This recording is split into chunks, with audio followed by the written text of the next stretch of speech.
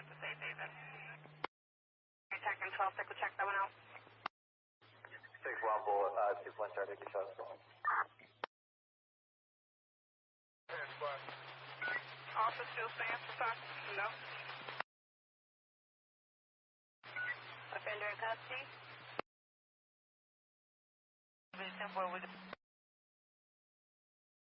Thanks. Anyone else close by just let me know. 10-5, you sir. 33. 3-3, can you let a supervisor know that I have a case report with an arrest attached?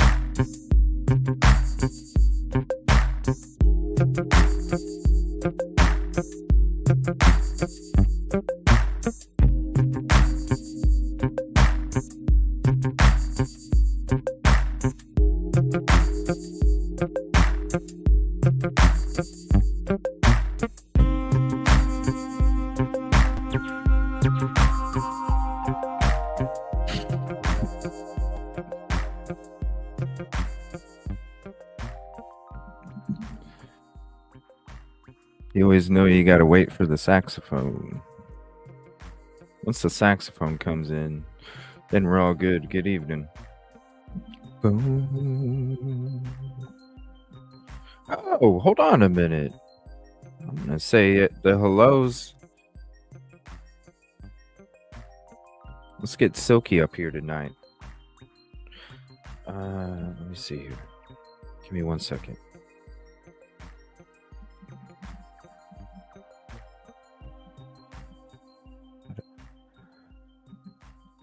For some reason, I thought she was working tonight. Good evening, everybody. I see a whole bunch of stuff being sent to me. They must have a bunch of. I've been out. I've been passed out, so I don't know what the hell's been going on or what's been breaking. I imagine there's a bunch of information coming out already. So we'll take a look. Skittles ticket number 1. Thank you. Oh, hold on 1 second.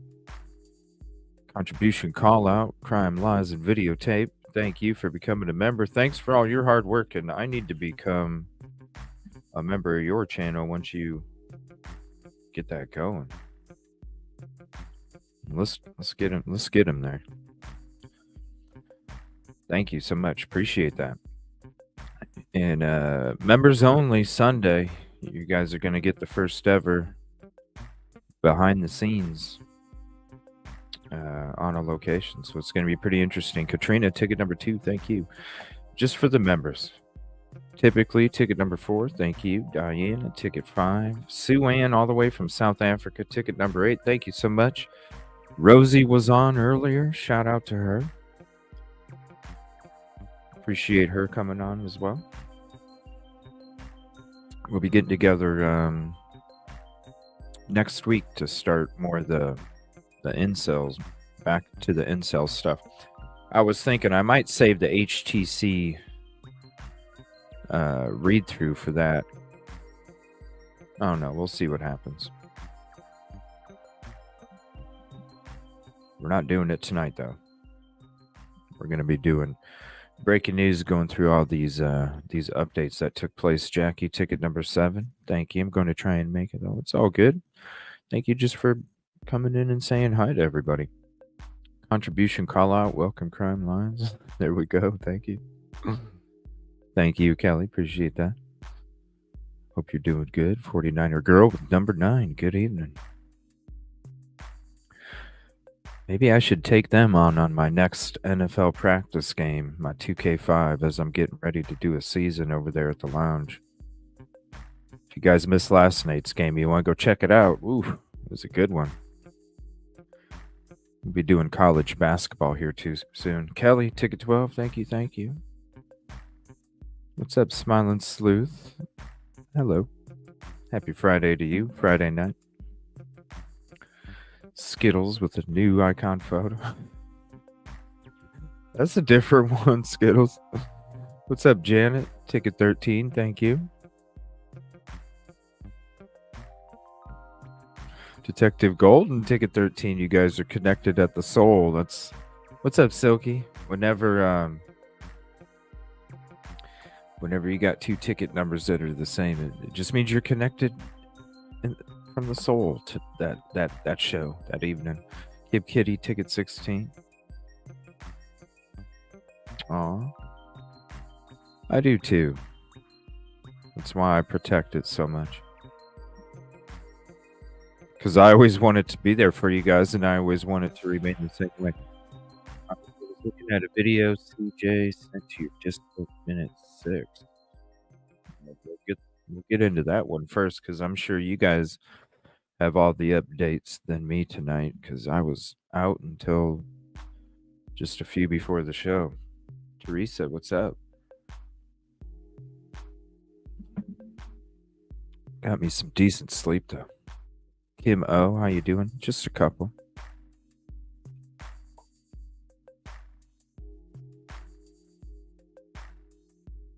What's up, True Crime Called? How you doing? One of my favorite movies, Dark Knight. Look at all those hearts. It's a rainbow heart. D. Marie, what's up? Those Rainbow Hearts Caddy ticket 26. Look at all that. Person blue holding pencil. Come on, StreamYard. What's up? You know? What's up, StreamYard? You got like half of them. And then the rest of them are. Come on, StreamYard. What's up? What's up, Danny? Upstate New York. What's up? It's like, come on, StreamYard. You got half of them. Yeah, he's on fire with these videos. Shout out to him. Kim O, ticket 20. Got to get you on the show sometime, sir. Ticket 27. What's up, Collateral? Ticket 29. Peace and love. Just one whole night. We can't even do it. It can't even be an hour. You know, it's going to end up being a 3 or 4 hour show. Golden ticket number 30. What's up, Mary? I think it'd be one of those episodes that it might be one of those best evers, you know? I started to a little bit, Danny. I was sleeping. I took a nap. Ticket 31, Nina. Thank you.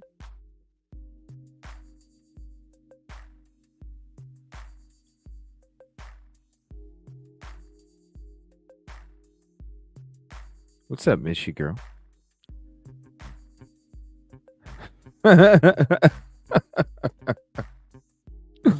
It's all good.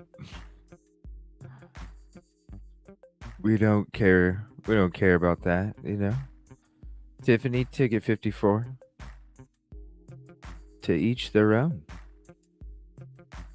I don't tell you how to be happy, so don't tell me how to be happy, right? Who else has the matching number? Janet. I was 13. There you go. You're connected at the soul for the show. That's what it means. When you have the same two ticket numbers, it means you're connected at the soul for the show. That's what it means. I don't know what's up though. It only shows some of them. There we go. There's some. On peace and love, positivity. Oh yeah, there you go. That's right. I like that. I'm gonna keep that for this evening, Mary. Thank you. I'm gonna star that and keep it.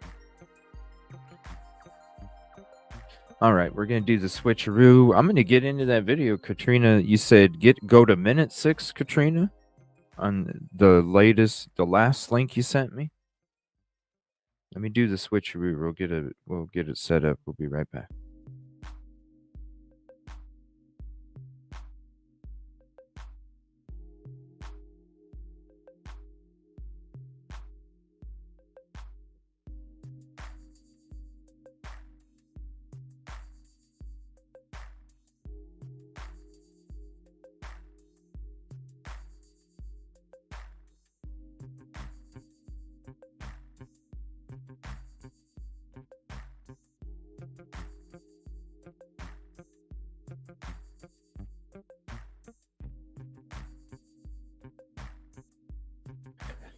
Okay, so go to minute 6.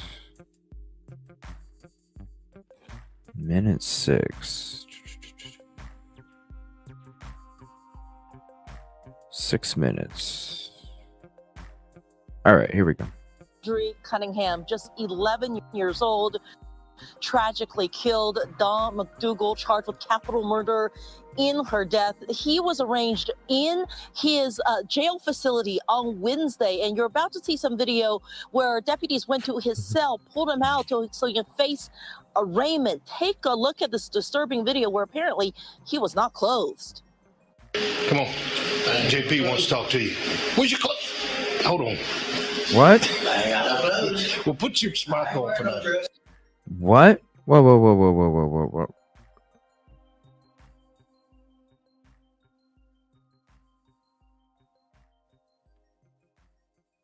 Where was it? What the fuck? Okay, so was he because we've talked about so many different we've had all this crazy shit coming out the last couple days. I'm starting to I'm getting confused with this location and this case and this and that right now. Is this the one that was trying to pretend like he was insane? Is this the one that they were trying to pretend like they were insane? Because I remember we were talking about somebody doing some crazy ass shit, trying to pretend like they were insane. Is this? Plus, I just woke up, people. So you face arraignment. Take a look at this disturbing video where apparently he was not clothed. Come on. JP wants to talk to you. Where's your clothes? Hold on. I ain't got no clothes. Well, put your smock on for now. Well, come on out here. Well, no, man. Come on, man. Don't disrespect me like I ain't that. wearing no dress. All right, well, wrap up in that. Bro. Wrap up in the blanket. Talk to me in bed. Come on. Come on. Go back to bed. That was oh, I'm sorry. Hold on. It was Don Stephen McDougal. So he went in there to get him, and he had a blanket on, and then when he was gonna get up, he took the blanket off, and that's when the officers, whoa! Arranged in his jail facility on Wednesday, and you're about to see some video where deputies went to his cell, pulled him out so you can face arraignment. Take a look at this disturbing video where apparently he was not clothed. Come on. JP wants to talk to you. Where's your clothes? Hold on. I ain't got no clothes. Well, put your smock on for now. Well, come on out here. Well, no, man. Come on, man. Don't disrespect me like I ain't that. wearing no dress. All right, well, wrap up in that. Bro. Wrap up in the blanket. Talk to me in bed. Come on. Come on. Go back to bed. I mean, truly hard to believe right there as McDougal then walks over to a desk area and is quickly arraigned on the charge of capital murder. He told the justice of the peace that he would hire his own attorney. He signed some paperwork and simply went back to his cell. Again, McDougal is being held at no bond. Also today, the Livingston ISD announced it will name a scholarship in honor of Audrii Cunningham, and that families in that school district will be able to apply for that scholarship in honor of the little girl who will be laid to rest next week. We're live. Maya Shea, ABC 13, Eyewitness News. Thank you for the update there. Maya, also, Livingston ISD has announced the Audrii Cunningham Memorial Scholarship. The district superintendent says they will accept any donations to this scholarship fund through the Green and White program. You can find more information on how to donate on the school district's Facebook page. Okay, so does anybody have that link? What, Katrina? I just looked above that link that you sent me. I just seen these.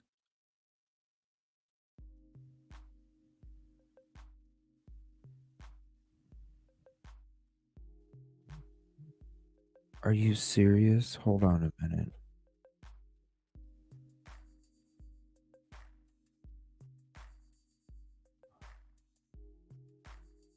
Oh my gosh. What's up, Silky? Hold on. Hey, CJ. How are you?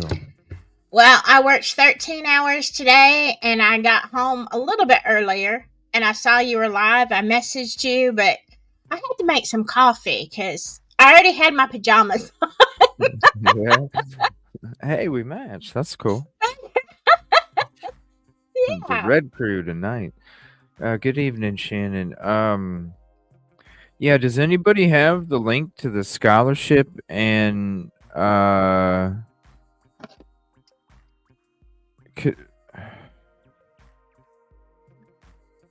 my gosh, I don't know.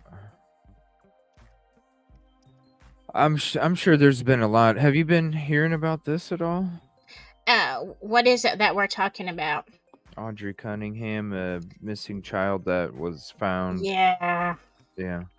I've been keeping up a little bit, as much as I could with working, but I'll tell you what, it makes me so furious. Like, I don't know a whole lot of details. I know about the guy that was living there on the property and stuff, and I'm just telling you, it made me it makes me furious Mhm.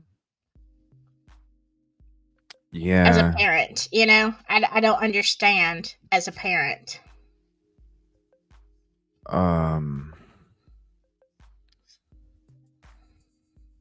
This is I mean, who knows where these came from? They're obviously not. What the heck?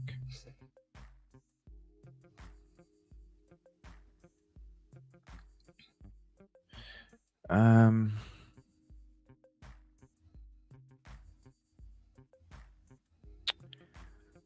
Oh my gosh. Man, I don't. So, what Sorry, are I'm you? like, I'm looking at pictures and I'm trying to decide if I should share them or not. Donations may be made to the Audrey Cunningham Memorial. Oh, hold on 1 second. Sorry, I'm. No, it's okay. I get it. There's a lot of things I have to second guess whether I'm going to show it or say it. Yeah. Thank you, Kelly, for putting that in there. Let me see here. Let me put this in here too.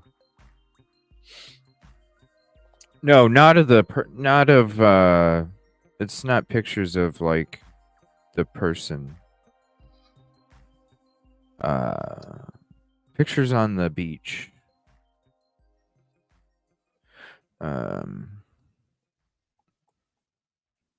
Yeah, like items that are on the beach.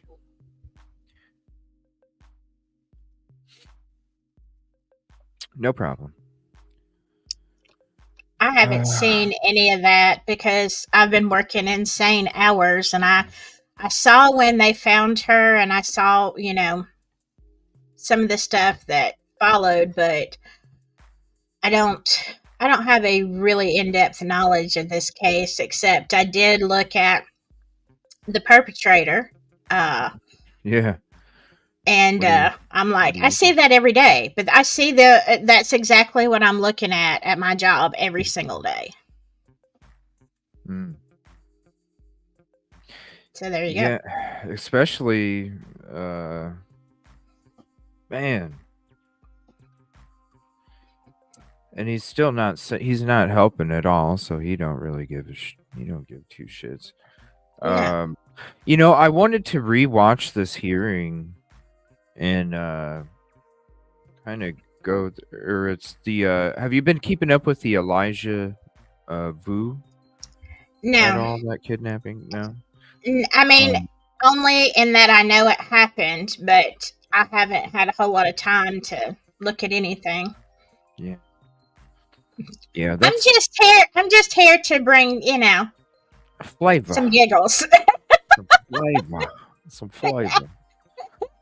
Yeah, and I've got Scully with me, this little guy, because I realized too late that I did not change my background from my spooky stories.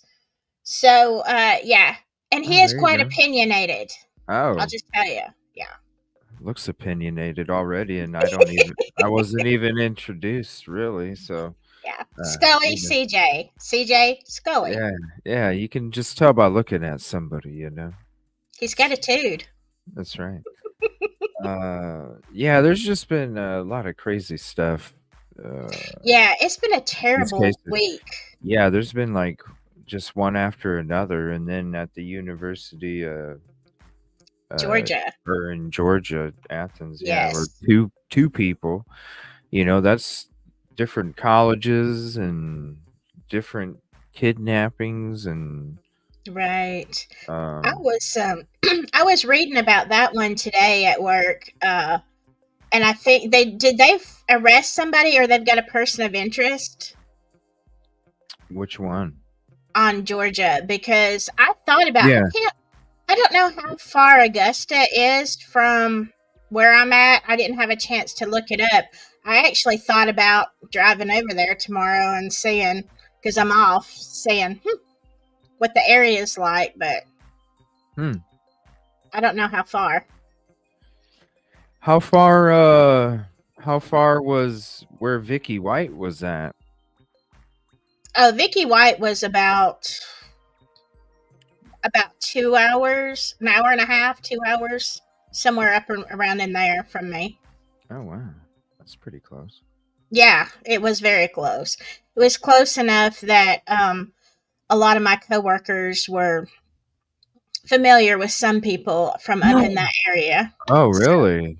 oh yeah, so it was. We watched it Oh like we watched the updates the whole time. The whole what was it, 11-day manhunt or something? Yeah, we were all devastated. But I know we're going to talk about it Monday, uh, and I'm excited for that show. But yeah, it was hard on us. who did they Oh, know of? Who did they know up there? um, just officers know each other when they go for trainings and stuff. And Yeah. so, they knew people, and then some of our people have, transferred, or we've gotten transfers from up that way. And, I don't even know if the officers that we have, some of them are still there, but some of them I think are gone now, Yeah. um, or on the Wow. road. But yeah, it's corrections. When you talk about corrections officer, and that's what Vicky White was, uh, there's a lot of camaraderie. I mean, even amongst all of the staff, even with medical, because we all have to have each other's backs. It's a big deal. And we get pretty close. We know way too much about each other. And so, when you think about, we had a lady that, now she would never do that, but she was the same type as Vicky White, like had been there 20 something years. Um, she would be trusted with, anything. And so I think we were all kind of thinking of that particular sergeant, like, oh my God, that would be like Miss So and so doing this. And Right. it just hit close to home. And, Wow. man, Well, don't say too much because I we know gotta. I'm trying not to. Please, fucking no. That would be interesting though to hear some of their stories because I'm gonna be. I did one already, and then I'm gonna be doing a few more on Sunday to finish up. But I'm interviewing some of the people that either were at a certain location and heard everything or were actually standing there, Right. saw it all, and almost got hit by the vehicle. Uh, Wow. so I'm gonna, from one to the next. So it'd be interesting to hear if you can talk. I doubt any of them would ever come on a platform and talk about, talk Yeah. 100% real when it comes to, the profession or whatever. But it would be, it'd be interesting. Maybe you could see what, you don't have to say names or whoever, but Yeah, I mean, I have a lot of stories about relationships and inappropriate relationships amongst people. Like I said, we'll get into it Monday, but I doubt anybody would ever come on because, oh, that's no. a real, yeah. I wouldn't even expect that because, they might, It might put their jobs in jeopardy. right. Yeah. Just, Being on a platform where you can yeah, be clipped and all that, right. it's not TikTok where you're dancing. You're actually speaking your opinion, and sometimes that could get Right. you in trouble. Oh, absolutely. Absolutely. Yeah, it would be interesting to hear though. Like, and that's what I'm saying. You don't have to like name names. I'm not even asking them to come on, but I think it'd be interesting to hear the truth, because Yeah. Billy was talking about Sue, Yeah. and Oh, yeah. this is what Billy was saying. So, Yeah, there's a whole it's a whole nother world working inside of a jail, for sure. And yeah, we'll save it for Monday, but it should be very interesting. yeah, Be very interesting. All right, give me 1 second. Katrina. Okay, what am I? Okay, hold on. Check Discord.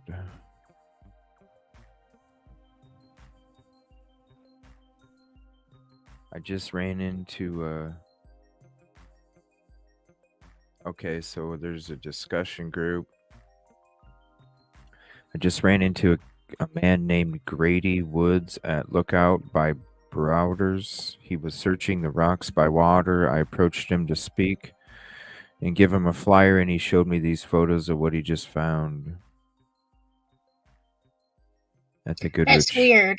Bridge. I know He said somebody he's- by that name. Oh, That's yeah? freaky. Yeah. The police have been notified. Someone knows something. Time is very crucial. Wow.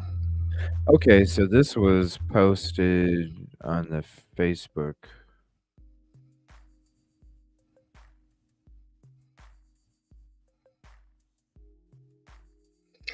Didn't Audrey's perpetrator, didn't he confess or didn't he admit to what he did? No.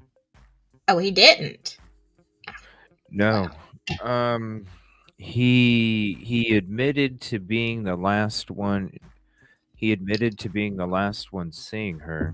This is what he claims. He claims that he went to the bus stop and he went to drop her off, and he dropped her off, but said she wasn't on the bus. Isn't saying what happened, but let them know that he went to this location and this location and this location. So they're saying they went off a cell phone evidence, but how quick are you getting that cell phone evidence? And the cell phone evidence is, it could be a 30 block distance. So when you're talking about a town that only has like 1,200 people in it, a 30 block distance might be from one side of the town to the other. Absolutely. So how do you? I don't know. They came out and said one thing, and they were saying Monday that he slipped out of their cracks before a few months ago, lawyered up, and but then now they got him and we're praising him a couple days ago, and then this recording comes out last night where he admits that they did a shit poor investigation on the previous one. He's admitting to the girlfriend of the victim that got stabbed that he fumbled it got fumbled. They lost the ball and they're trying to find the ball to fix it, while the victim is sitting there telling the dude Don Stephen McDougal is the dude that stabbed him, and then this girl ends up missing. It took him 6 months, and I think what he was going to be, because he got arrested a few days before he got arrested for the stabbing, and that's how they were able to put pressure, right? Yeah. So, but the thing is they had started the process the week prior. So I think what happened is when he got a warning from the court and the lawyer that, okay, we got to go do this in a week. That's what got him going in this whole little plan to do what he ended up doing, because he knew he was going to be going to prison for a bit, especially with all the other charges that he's had in the past. Does he have charges of anything to do with children or minors? Yeah. Okay. Yeah. Well, he got downplayed. He only got, it was enticing a minor, but he had this girl was 10 years old at the time, and he was staying at a friend's house, and they were friends, and then the two girls were friends. They were doing like a sleepover thing, and he came and got one of the girls out of bed and then unclothed her, and then she ended up fighting him off, and she got away from him. So, but he just got charged for enticing a minor, even though, and they don't just do it once. There's No. usually, like somebody said, you get caught for one, there's usually another 8 before that one. Exactly. I'm gonna go out on a limb here and say guilty. Yeah. But I mean, I know they're like, look, I understand. I mean, I see all kind of stuff, and we have the same people that come back over and over and over and over. So, most of the people that come into our jail, I already know them. I've seen them 100 times. They're always in there. And when you have somebody with that kind of history, honestly, they can't stop. I mean, they can't. The prognosis, even if somebody's trying and they're in therapy and everything, the prognosis for that is still bad. It's really bad. And, so I'm just saying, a history and a history of that and a history of violence. Come on.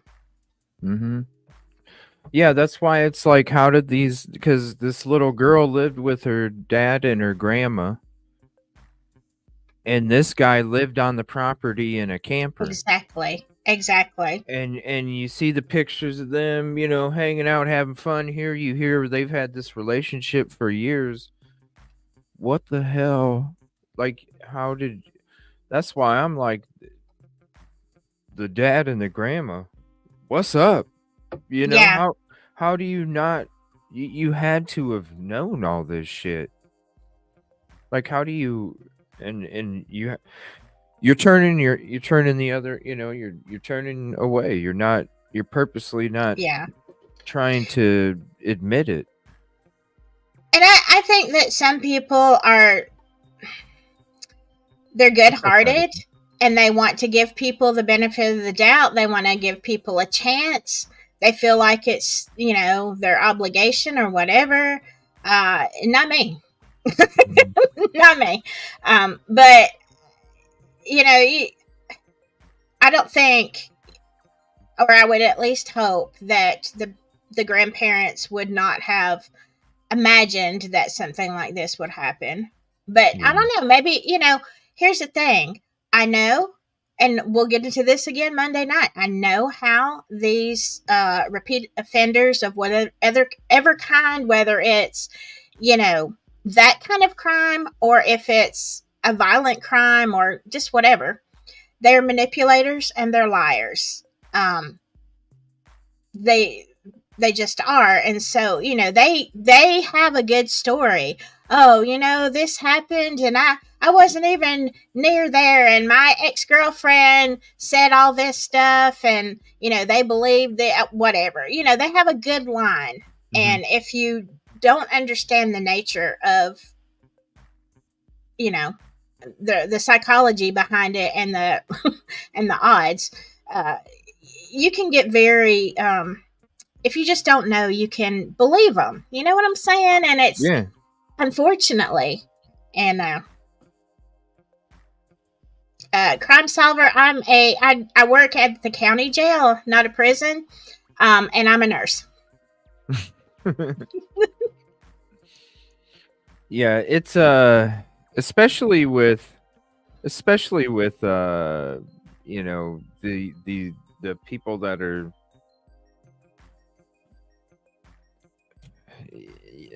I don't know. Do you think they can be rehabilitated? I don't think they can. I don't think they can. I think some of them really want to. I mean, I would say maybe in extreme case, they have to make some extreme changes, have extreme therapy of different sorts. And even then, do I think somebody can come off, being a criminal as far as, substance abuse and you know, robbery and that kind of stuff. Sure, I do.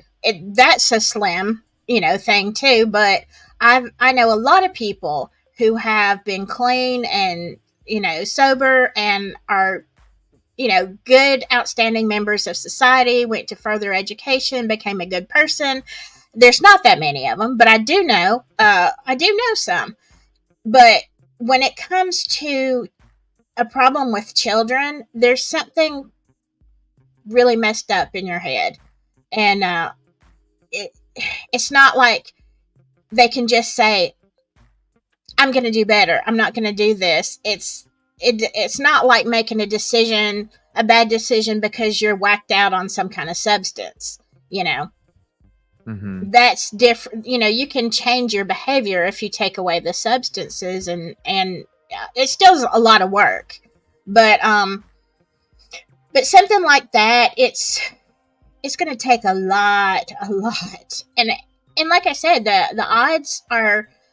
Some people will tell you that they can't be rehabbed, and I have to agree. I personally don't know any that I would trust Mm-hmm. with my kids. Mm-hmm. None. Mm-hmm. Yeah, and just the whole the environment that I don't know. I just have there's so many things I just don't. The mom and the dad, or the dad and I mean, the mom's another story. I don't even know. You know, I have my own questions with that. You know, when it comes to how far they, you know, when it comes to a dad trying to get custody from a mother, I know how hard they try not to give it to the dad. You know, it takes a lot of extraordinary shit for them to take the child from the mother and give them to the father. Yeah. So to me, that's where a lot of my questions come from on the mother's part is, you know, what's up? How did we get here in the first place is what you know. Yeah. Because if he's doing shit like that and like allowing a little girl to do tattoos on the dude that just did that stuff to her. See, I don't, and here's the thing, I don't understand how they were allowed to be. I mean, we're this state. I'm not saying that people don't slide under the radar because nobody realizes it, but you're not allowed, if you have any kind of history of that, you're not allowed to be around a child or Right. within, you know, so many feet of a school and that kind of stuff. And they're supposed to check in and tell you where they're living. So Well, I don't he didn't have to understand. register. He didn't have to register though because he took the enticing. He didn't have to register. Yeah. But I mean, if you're unclothing, I'm sorry. Yeah. It's just as bad. Well, yeah. It's just as Yeah. bad. I'm not sure in this state. I mean, you get in trouble if you have pictures, right? Right. Way more than a picture. So Yes. where's the laws, you know, to match up with this? I don't know. I have a lot of questions and I'm not sure. I mean, I know as far as you can get that kind of have to register in the state of Alabama for like even minor, even consensual stuff. Like if, let's say, if you have an 18-year-old and a 16-year-old, and even though they've been in a relationship, say they were in a relationship since the time it was 15 and 17 and they were both minors, one turns 18, the parents or somebody finds out, they get mad, there's a 2-year gap there, that 18-year-old can be charged and has to register for the rest of their life, even though it was a teenage consensual relationship. Which, I get it, but, you know, to me, that's more extenuating circumstances than something like this. So, geez.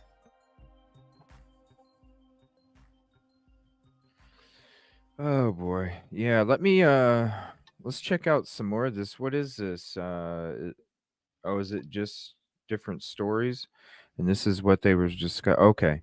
Let me see what's breaking real quick here. Let me see. Yeah, it's I don't know if what was the neglect charge from the mother too then? Because it doesn't. That's what I'm saying. It takes a it takes a lot for it to even get to that place where the child is gone. Yeah, well, Like, I guess it depends on the state and the area because it used to be that way in Alabama. Like a dad would never get custody, and then we had a situation like 20 years ago where the dad was an attorney and he became a judge. He went through a divorce and he had been a victim of the system where his ex-wife was not the good parent and he lost custody, because the judge always favored the mother. Well, when he got to be a judge, I mean, he was given custody to dads left and right. And a lot of them were in really bad situations, but it was just he was biased against dads. So, I mean, against moms. So I don't know.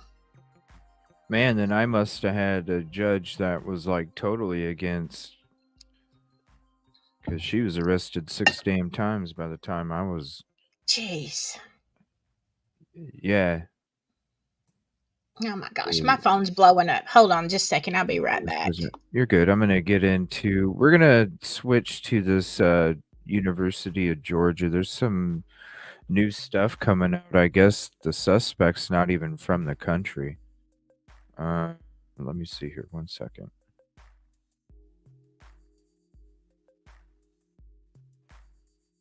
These are just coming out just now, just a few minutes ago. Sorry.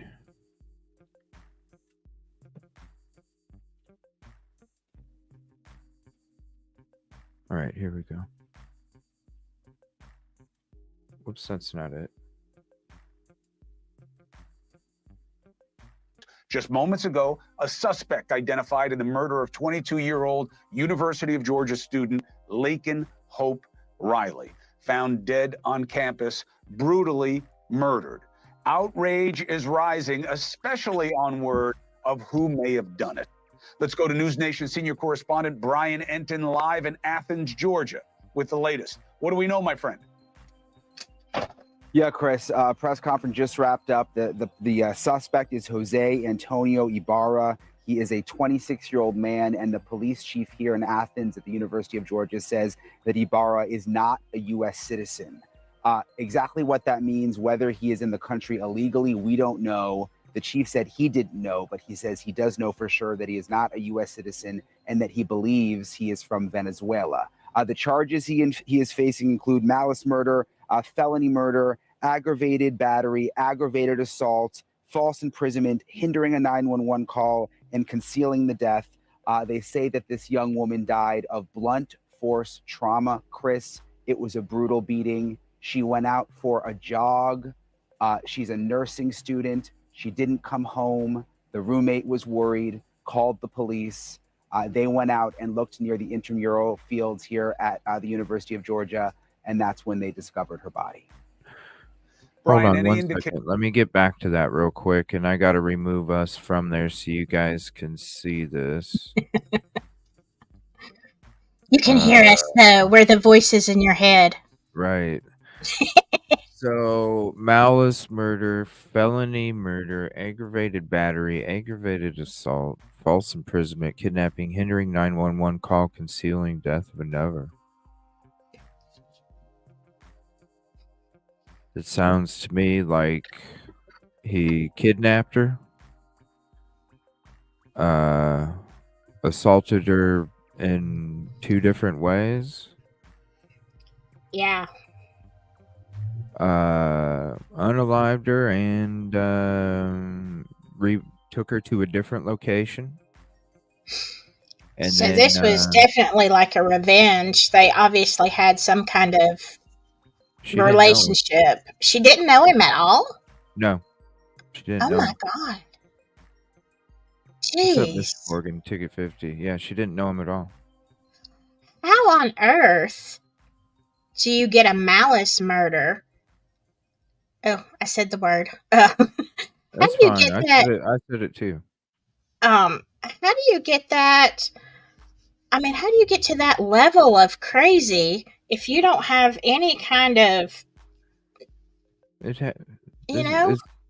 it's happening a lot with these fucking people coming over the fucking border with no restriction at all. Oh, was it? I Cases missed all that over the part. country. Oh, well, yeah, that I do know. We have a lot of them in jail. Yeah, it's too damn common, and it's this shit right here. I didn't realize he was illegal.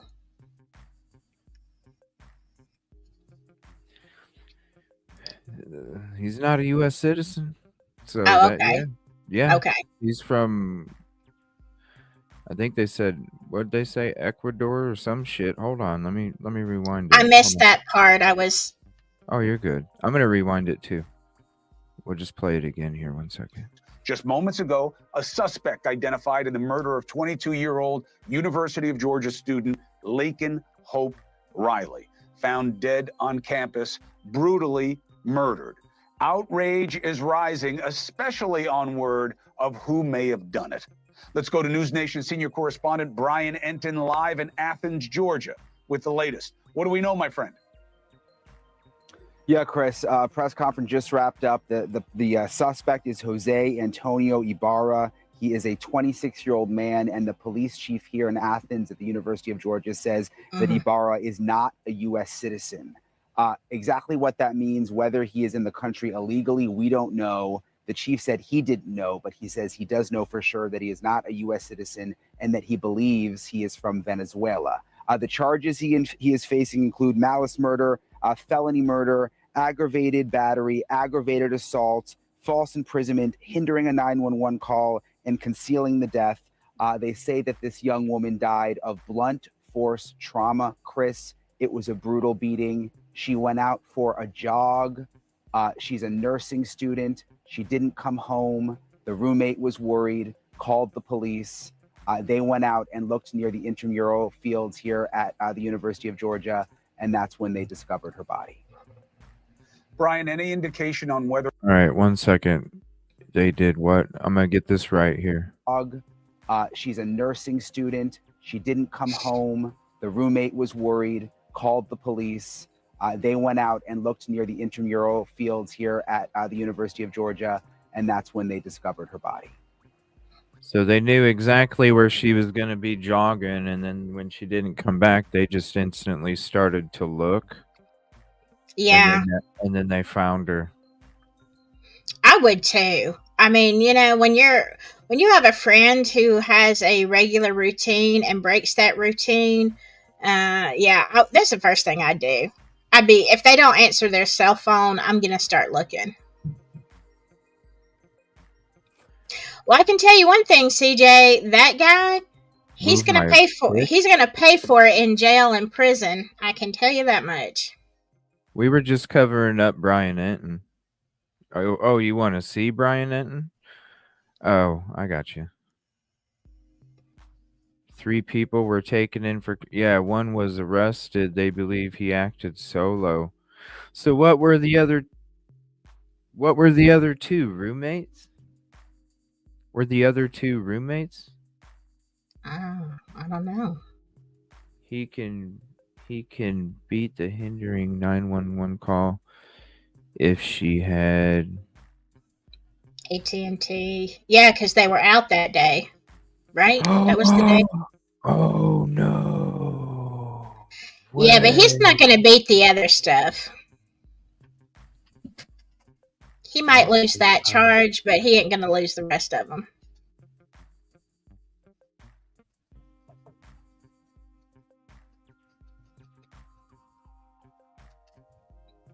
Yeah, were the other 2 helping? Brian, any indication? Oops. No, go ahead. Go ahead. On whether or not they believe this is a one-off or whether or not they have other unsolved homicides in the area or assaults? They said, yeah, right now they said no indication that he's involved in anything else, but they called this a crime of opportunity and said that they did not know each other at all, that the victim and the suspect had no relationship that they know of. Again, she was just out jogging and he apparently attacked her. Not part of any organization or group or anything else. They believe that this is the guy. And how did it come up where he was from and what his legal status is? Wow. Yeah, the chief just said it, that he is not a U.S. citizen. He lived in an apartment building very, very close to near where Laken's body was found. I want to read you a little bit of this, Chris, because I found this really touching. Her family has posted a statement on a GoFundMe, and this really was a wonderful young woman. Laken, she was a class of 2025 nursing student here at the university. She was sweet. She was in Alpha Chi Omega when she was at the university. Compassionate soul whose life was sadly cut short. No words can express the pain and heartache that they feel. She was a wonderful friend, sister, daughter, touched the lives of everyone. Her infectious smile and contagious laugh lit up every room she entered. Not only did she have a kind-hearted spirit, but she excelled in academics. She was on the dean's list. She was a star cross-country runner. I mean, this young woman had everything ahead of her. Just crime of opportunity. I mean, she was just out on a jog in the same place that she goes running every single morning. Wow. By the way, it was broad daylight. I mean, this was, 9, 10 o'clock in the morning yesterday. Right. Look, crime of opportunity is another way of saying she was hunted by a monster. And this is one of our best being taken out by one of our worst. Brian Enton, thank you very much. Appreciate it. Now, we'll stay on this story because this guy not being a U.S. citizen is going to resonate, okay? It's not Enton's job. It's not my job, but you're going to hear it in politics. Now, let me just give you some context. How many homicides do we have in the United States annually? Homicide is where someone causes the death of another. About 19,000 in 2023. That number's high, right? It's actually down.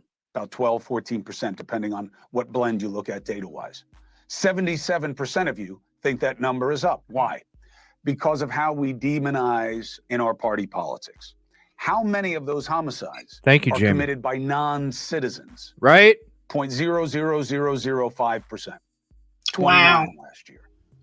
But the illegals commit a lot more crime than citizens, right? Wrong, unless you include their illegal entry. How many people live in the Listen, it's gonna be 0.022% because how many fucking people live in the country already? When you're comparing 20,000 fucking grapes to fucking 1,000 fucking pears, like, of course it's gonna be 0.5%. Jeez. I don't know where he's going with this, but I don't know. Is he a Democrat? I don't know, but when you're comparing 20,000 to 1,000, you're gonna have a very small fucking percentage. Yeah, no shit. Yeah. I don't know. I don't really care for him anyway, but I'm just saying. Yeah, I mean, the problem I have, and I even did a video on this when the truckers were down in Texas. The problem I have is that people are not vetted, and they can have all kind of history of jail and be all kind of criminals. When you come over illegally, not only is it a lot of diseases that they need to be treated for before they ever enter in the country legally, but then you've got all this, you've got the gang members, you've got everything else that come through, and they're already violent, and their culture is very different than ours. I mean, women are not equal, and so they come over here and act all kind of crazy, and if they were in the country, documented, and checked out, that would be a different story, in my opinion. That's just me. Well, I mean, you hear about all the. I'm just going off of real people, talking from these Yeah. different communities that when these crimes happen, they're telling you what the hell's going on. Like from the people that this shit happens to, not this guy right here wearing, a pastel fucking purple fucking shirt.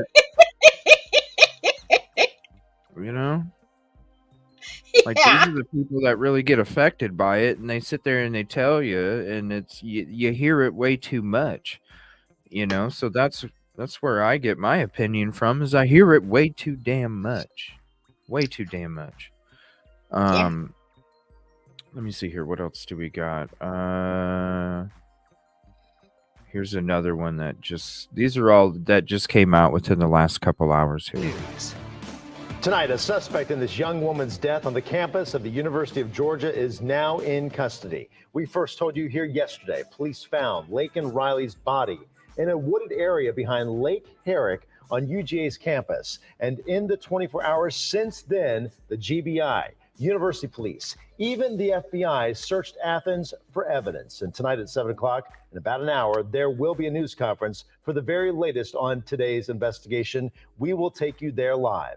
I'm Blair Miller. And I'm Sean Gables. This investigation has been developing all day long. Atlanta News First has live team coverage from Cherokee County to Athens. We're going to start at UGA with anchor Carly Barnett. And Carly, what is it like there right now as people get word of the suspect in custody? Sean, Blair, I can tell you right now, things are quiet. As a former student here myself, we're here near the Bolton Dining Commons. We're outside of the Tate Student Center. It's a Friday afternoon, and we see students in small groups walking here and there, but overall, very quiet. And keep in mind, classes were canceled for today. They won't be resuming until Monday, but I would imagine a huge sigh of relief knowing that someone has been taken into custody. We turn our coverage now to Atlanta News First Chelsea Bimefor. She is outside of an apartment complex where a person was taken into questioning earlier. Now we've learned a suspect is now in custody. Chelsea, needless to say, a busy day for investigators today. Carly, that suspect is in custody, but their investigation continues out here at this apartment complex on South Millage Avenue. In this direction, you can see there are still several police cars, campus police, Georgia State Patrol, GBI, and Athens Clarke County Police on the scene. This is about 2 miles from the University of Georgia's campus. Police have been searching this property and some of the units here all day. We've seen canines, drones, physical searches of dumpsters and trash cans. Police have not confirmed if that suspect lives here or why they have been focused specifically on this apartment complex. Right now, the university confirms that one person is in custody. They say there is no indication of an ongoing threat on campus. There's no higher priority at the University of Georgia than the safety and security of our campus community. I can assure people that the University of Georgia Police, in cooperation with the Athens Clarke County Police, the Georgia Bureau of Investigation, and other law enforcement, are providing whatever assistance is needed to solve this crime and to bring anyone connected with it to justice. The University of Georgia is holding a press conference in about an hour where we will hopefully learn more details about what the investigation, why it was focused here at this apartment complex, and more details about what happened to Laken Riley. Carly, back to you.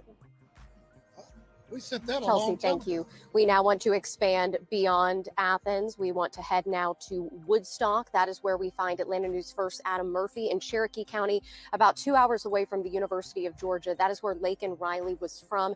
Adam, we want to know more about the type of person that Laken was. Carly, Laken was loved by her family, friends, and many here in the community of Woodstock.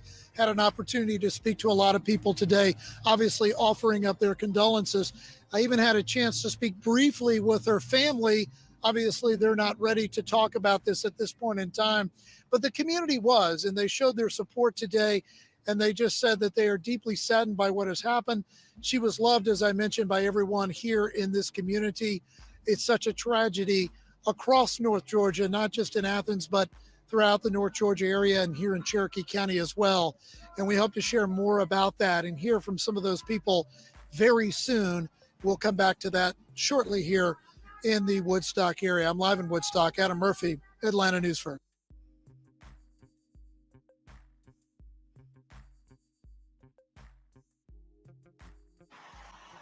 All right, breaking news is we're continuing to follow out of the University of Georgia. Laken Riley, a 22-year-old nursing student, was murdered there. She went out for a job and didn't come back. Police found her bruised and bloody body nearby.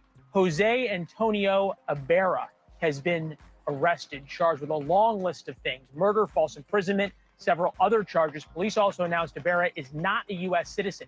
Whether or not he is in the United States illegally or not is something that we are still trying to understand. Our Brian Enton was in the press conference, and he is going to come be with us in just a couple of minutes with more on what police said. We're also working our sources at CBP, Customs and Border Protection, and the Border Patrol to see what that name comes back to, the 26-year-old who is not a U.S. citizen. If it turns out he is an illegal immigrant, it will only be another part of the immigration story that has taken hold in the presidential election. It is something that every candidate has now been forced to talk about. Republicans have elevated the issue. President Biden knows it is a huge threat for him from swing voters, or for swing voters. Thanks for watching. Go to joinnn.com to find News Nation on your television provider. And don't forget to click the red subscribe button below. First on 11 Alive News at 5, we continue to follow the latest out of Athens, where 22-year-old Laken Hope Riley has now been identified as the woman whose body was found on the University of Georgia's campus more than 24 hours ago. Police say a friend reported that the Augusta University nursing student went for a run yesterday morning, but never returned. Her body was later found near the intramural fields. Yeah, so tonight police are questioning a person of interest in Riley's death. We do have team coverage in Athens. 11 Alive's Bobeth Yates is breaking down the feeling in Athens right now, but we want to start things off with Molly Oak. She has new developments in this investigation. Molly? And at this apartment complex, which is right near campus, guys, there has been a police presence throughout the day and even yesterday as well. I want to step aside so you can see what we're seeing. We see UGA police, the GBI, also Athens Clark County Police Department as well. Of course, this comes as you all just announced. Mobile UGA police are command questioning center. a person of interest in relation to this homicide investigation. Now, that information was told to me by a university spokesperson after police confirmed this morning that the body they found on campus yesterday was Laken Riley's. Today, University of Georgia classes are canceled, but the search continues. We watched as investigators looked through trash cans and dumpsters near the Cielo Azulik apartment complex, which is just one interstate exit away from where Laken Riley's body was found on campus near the intramural fields and Lake Herrick, where flowers from Riley's family now sit, decorated with hearts. Right by the lake, huh?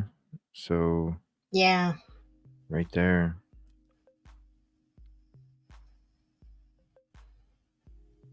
Man. And Lake Herrick, where flowers from Riley's family now sit, decorated with hearts and Laken's name. You can rest assured that the University of Georgia Police, in cooperation, well, you can all see, with Athens Clark County Police and the Georgia Bureau of Investigation, are continuing to work around the clock to resolve this crime and to bring it. A promise from police coming through university spokesperson Greg Trevor after UGA first got a call around noon yesterday from one of Riley's friends saying she didn't come home after her morning run. When officers found her body about 30 minutes later, they say Riley had visible injuries and is now being investigated as a homicide. There has not been a homicide in the last 20 years here on campus. We watched last night as the search spanned from campus to this apartment complex, with police checking people's licenses as they were leaving the area on campus and checking around this complex, which turned into somewhat of a command center today. There is no higher priority at the University of Georgia than the safety and security of our campus community. Was it let me know in chat, was it a trail cam? Was it a trail cam that caught this person? Let me know. I can assure people that the University of Georgia Police, in cooperation with Athens Clark County Police, the Georgia Bureau of Investigation and other law enforcement are providing whatever assistance is needed to solve this crime and to bring anyone. As we give you another live look at the scene, police told me they're here today because of Riley's homicide investigation. Now, they also say they arrested one person, but we're not able to confirm if that's in relation to this homicide investigation or if it's tied to something else. What police are asking you today is that if you have any information related to this or if anyone saw anything suspicious between the hours of 7 a.m. and 12 p.m. yesterday around the intramural fields or around the lake, to give them a call. We also just got this confirmed that there will be a press conference from UGA with an update on the homicide investigation tonight at 7 p.m. Back to you guys. We'll be sure to be tuning into that press conference to get any more information.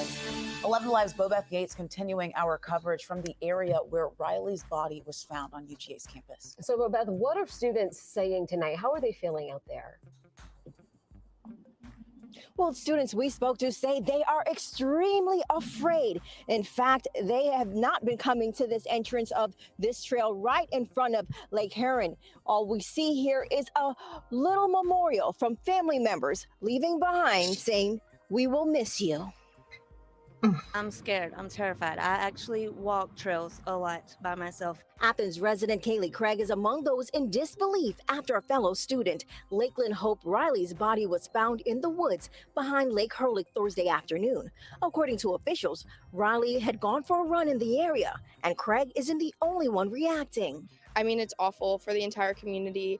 It's really, really tough. I mean, I do know a lot of people who knew her, and, you know, it's so close to home. You should be safe on a college campus. And the fact that you go on a run in the morning and you just don't come back is absolutely unacceptable, and it's not something that should be happening. Riley was a UGA student, but spring semester 2023, she transferred to Augusta University College of Nursing's program in Athens. In a statement, AU officials wrote, "It is with deepest sorrow that I share with you the news that one of our students at our College of Nursing campus in Athens has passed away. Police have said they suspect foul play. The receipt of this news this afternoon was shocking for all of us." And Riley's death is also impacting UGA students who say the situation has them on edge also. No, I don't think in the last 3 years of me being here, I've felt remotely unsafe or like in danger. This UGA student who asked us not to disclose her identity says she's familiar with the trail where Riley's body was found. Because I parked there and I've ran and walked the trail a couple times, so it's really, really scary.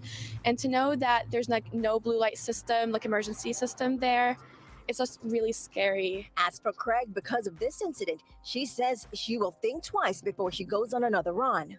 I've just been thinking about this a lot. Like, what if somebody grabs me from behind? Then how am I going to get into to like protect myself, you know? And it's just really scary. Like, I don't even want to go walking for a while now.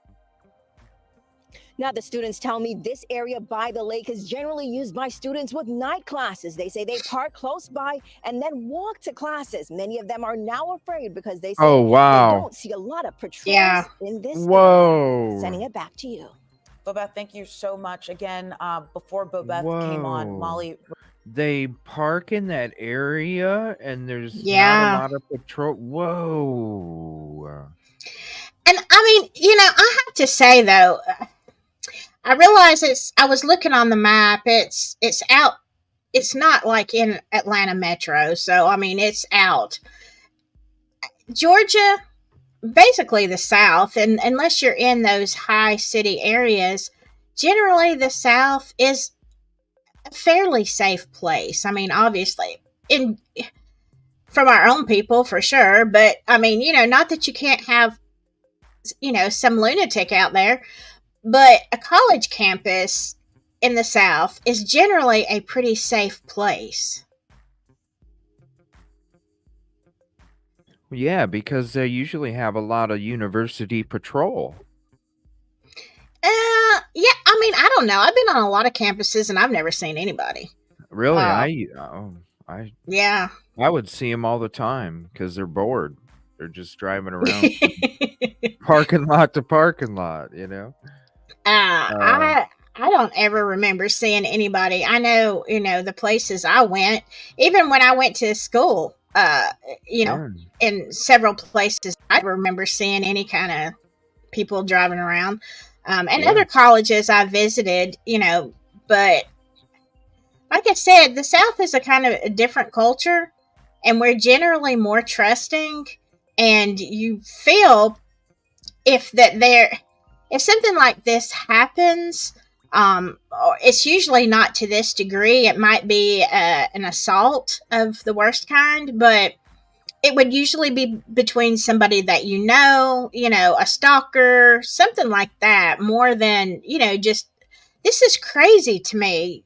Somebody who is at least undocumented, comes into a college campus. Like, what? That's just nuts. I don't know how much of a. I mean, I know it's. I mean, it's right off a campus road and College Station Road. Yeah, being a school of nursing, it's not going to be as big as some of the others, but still. I don't know. I'm surprised that students park there and walk to school. I'm not at all. I mean, I have a local now. It's not as big of a college. Well, I guess it's grown a lot. I go through there all the time, at night in different reasons, different events or whatever. The parking lot, they've got lights, but the parking lots at night are really dark in spite of the lights. And we didn't have any kind of nothing going on, maybe harassment, but that would be about it. Yeah. They didn't want you to know about it, so they didn't tell you about it. Well, I don't know. When I was there, I was studying criminal justice, so we got the stats from the college. What happened. I mean, it was more purse snatching. What? Well, they had to be doctored because it affects their funding. Well, yeah. I mean, I can see that, but just it's a small town, and people talk, and if something had happened, we'd all know about it. It's I don't know, the South, at least like Alabama, Georgia, even a lot of places in Tennessee, we're a different breed, and we're entirely too trusting for sure. But I know y'all say son bitch. We do. I know. I copied it from you guys. That's why I say it that way. That's I may or may not have. Because a long time ago, somebody's like, CJ talk crazy, talk country. I was like, some bitch. I may or may not have said that this week. Some bitch. Up here, we say son of a bitch, but down there, they say some bitch. Yep. That is the way that we say it. Yeah, just like I learned, you got to say because I used to call Louisville, and it's like, no, you got to say it with marbles in your mouth. Louisville. That's how you got to say Louisville. Louisville. We have some. Yeah, we've got some towns around here that you have to say. We can tell if you're from here if you say it right. The wrong way is the right way, and we know you can just say the name of a town, and we know if you're an outsider, because we say it wrong and we know it's wrong. But here we mostly say things like "son of a biscuit," because it's still not real. Right. It's not polite to cuss in public, although a lot of people, we're getting there. But it's like, son of a biscuit, or if you're just, sugar honey iced tea, and the initials for SHIT, So you say it's like you're a kid, it's like you feel like you're swearing, but you're really not. Yeah, you're like, oh, well, sugar honey iced tea. Yeah. I forgot my cell phone at home. Yeah. Your mom looks at you because she knows what you mean, and you're like, Mom, you can't hit me because I didn't swear. Like, you can't do it, Mom. You can't do it this time. Exactly. You can't do it. Yeah, Katrina, son of a biscuit eater. That's another one. And now it's been shortened to just, son of a biscuit. Oh shit! Yeah, it's that look like your mom's like, I know what you're saying. You're like, but I didn't say it. You can't do nothing. Oh my gosh. Yeah, Detective Golden, that chapped my hide. Uh-huh. Oh my gosh. Yeah. I mean, but we still have, for the most part, the greatest part, especially when you're in town and, business or whatever, you tend to not cuss. It's the way Southerners cuss without cussing. Yeah. So, I mean, but I work in a jail, so there's that. Right. I hear a lot of stuff. Right. Let's see. I'm trying to see if there's any. So we pretty much covered all the updates with this one. There's something else that came across a couple days ago, and then this just came across too. This has to do with Idaho 4 type real quick, and then we'll get back to Elijah after this. This one is there's been some issues at WSU here the last few days when it comes to their campus. And so there's a new video that's talking about the faculty are speaking out after report demanding immediate change in leadership surfaces. That must have been what came out a couple days ago. Yeah, there's some, I don't know. I just figured we'd cover that real quick and then we'll get into Elijah here. Washington State University are now speaking out about a report calling for immediate change at the university. The report, which came out 2 days ago, states the university is declining and a change of leadership is needed. KREM 2's Nathan Hyun went to the university What is today. that? He spoke with one of the authors of that report and a faculty member who disagrees. I'm on the Washington State University campus where there is a divide between faculty members on whether or not the university needs a change of leadership. I heard from both sides on their thoughts. A lot of our faculty and staff don't necessarily feel the same way. Brendan Chapman is an adjunct professor for the Murrow School at Washington State University. He disagrees with the report released Wednesday. Most people are satisfied. We understand that there are issues that we have to work through. A lot of those aren't just WSU, they're societal issues. The report cites declining school rankings and enrollment and poor strategic vision among their reasons. Authors of the report say more than 200 faculty members support the report. Responses that have come to me directly and things that I've heard secondhand have been largely supportive.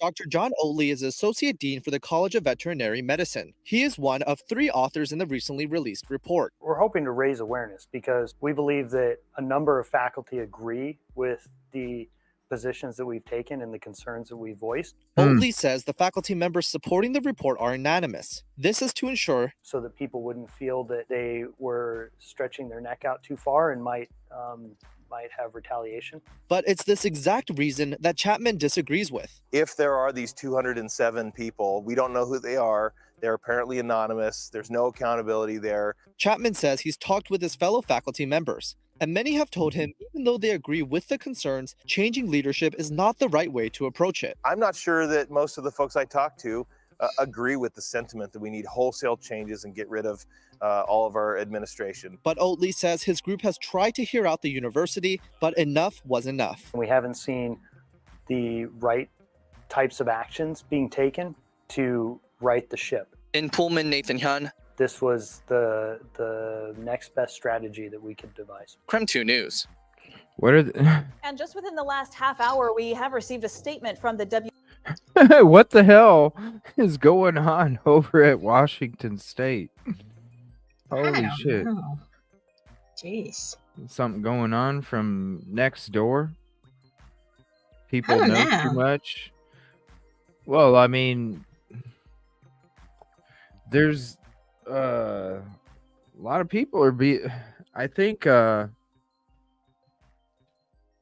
I think fumbaloos are starting to be noticed from from the whole Idaho 4 case, because Washington State, or I should say Pullman, was included in some of it as well when it came to the Pullman side of things.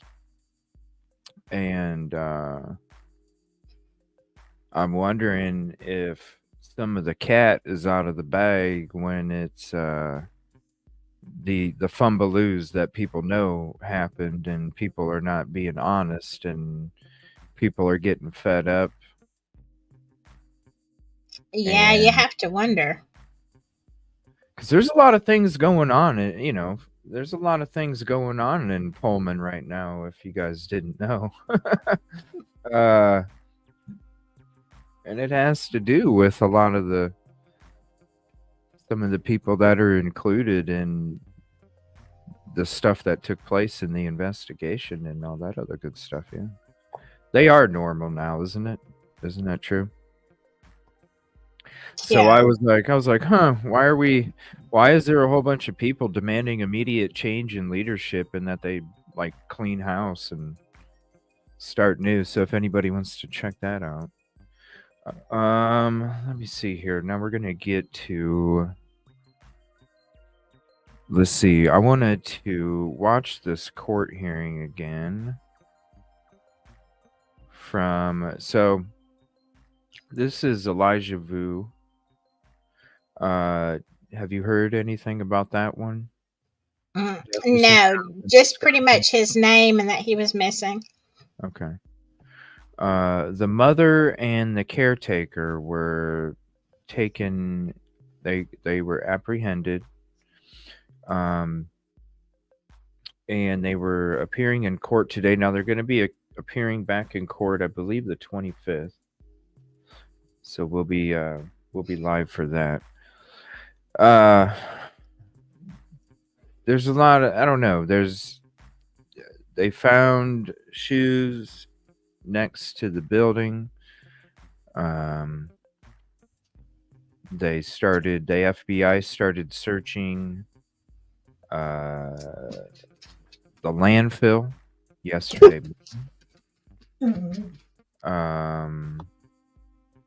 The things that they word it in weird ways that lead you to believe that they know a hell of a lot more, but they're not saying as much because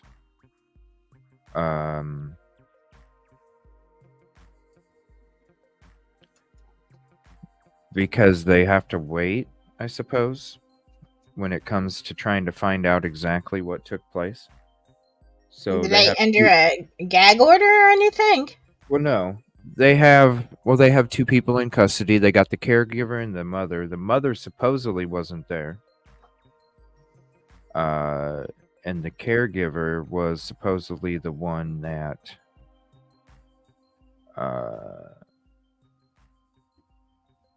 was watching him or whatever. So so I'm going to take you down to the street here. Take me down to the street. There we go.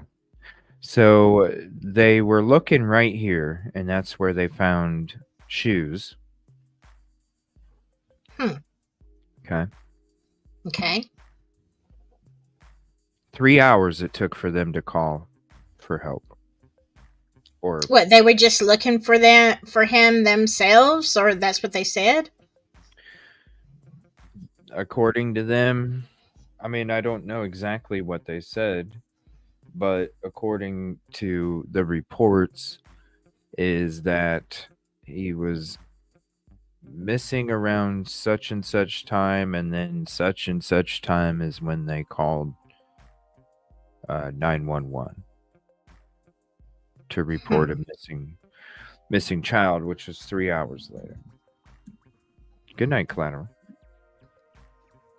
So they found shoes right here. Now there's two different locations. I always wondered, you got shoes right here. I mean, you don't even have to look very far and you see a dumpster right there.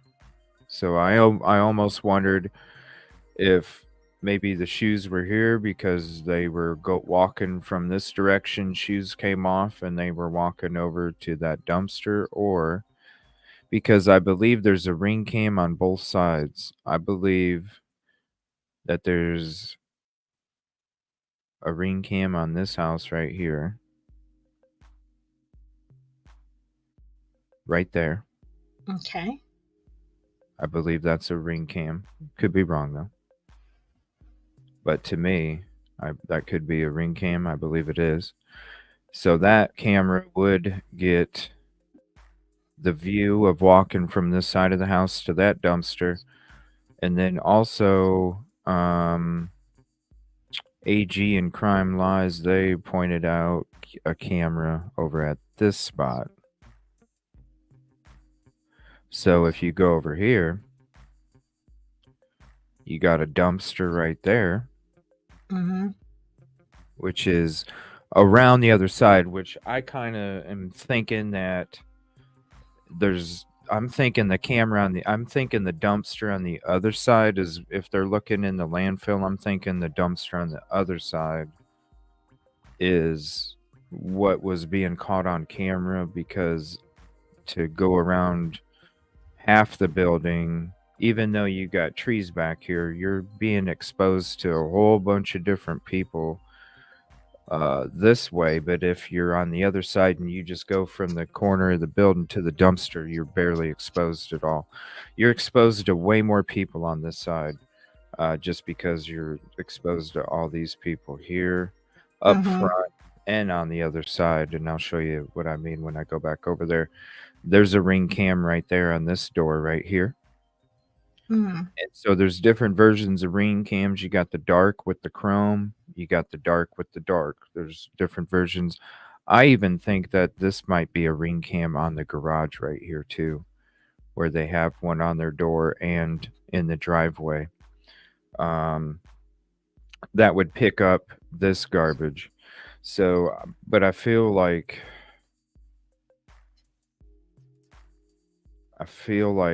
right here, this would have been just this half is going to see you. Yeah. Yeah, that would be the safer. So, okay, so I don't know because I haven't had a chance to catch up. So, was he taken, are they saying from the house? How did he become missing? They're not saying. They're not saying. They there's like when they were first talking, they were like they didn't even know specific times or anything like that. They don't know. They're claiming now, because we don't know everything. We just know what's being reported. Yeah. But they're claiming that they don't know where he was at. The last time they seen him was at this time. They say there might be some others that are spotted the child at a certain time, but there's nothing specific. And then when the 911 was called to call in for a missing child. So the caregiver, but here's the thing though, when we're listening to the court hearing today, we're hearing stuff like discipline techniques and all this other stuff. And it's like, what? You know what I mean? Yeah. It's like, did you go too far, caretaker? Exactly. And that's what it's like, but I don't know. That's why I wanted to get into the court hearing again tonight, just to re-listen to it, because the way that they worded some of these things was very interesting. Now it's sad because he's got a 20,000 cash. She's got a 15,000 cash. The mother, the bonds. Isn't it sad that she can get out on 1,500 and he can get out on $2,000, and who knows? You know what I mean? I don't know, but a cash bond, the way it's been, because I ask these questions, even though that's not my job. I've been told with us, a cash bond means you have to pay the whole 15,000. I would hope. Hope, because like if this mother can get out on $1,500, we already see the bullshit and injustice that's taking place right now, and I just think something else would be right along with the lines of bullshit for justice. Yeah. Because if these people ain't talking, And who knows what happened to this child, and if they wanted to be stupid and go do something to themselves after they dropped 1,500, just because they Mm-hmm. don't want to face the consequences, Exactly. then where does then where's the justice for this child? So I would hope that they really do have to come up with that amount of money to get out, because that, a bond is a fucking bond, I hope not, because if that's the case, I hope they would have set it would have set it a lot higher. Right. You got to Yeah, think. I You think don't even know where the kid's at yet. right. I'm thinking the cash bond is actual cash of that much money, so that pretty much nobody.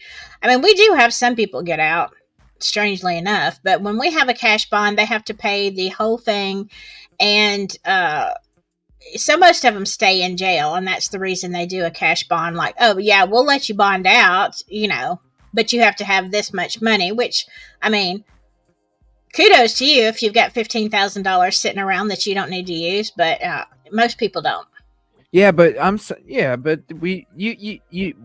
the fucking her parents could like, you're innocent, honey. We'll put our house up for your bond, and then next thing you know, she gets out, kaboom, and then we really don't know where this kid's, Yeah. and we really don't know where this kid. I'm Yeah. wondering what even took place. Like, did somebody? Yeah, AG, most people do go through. Well, it depends on the charge. Well, I'm speaking from us and where I work in Alabama. Yeah, 10 to 20%, and that's with a property, or you can sign off with a property bond. If somebody with property signs your bond, you can get out sometimes with nothing.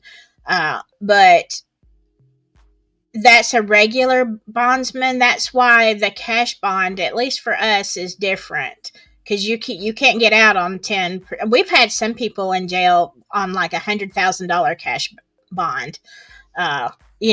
So technically, if they could bond out, but they're not gonna. We should see. Yeah, look up what Wisconsin is when it comes to the actual cash bond and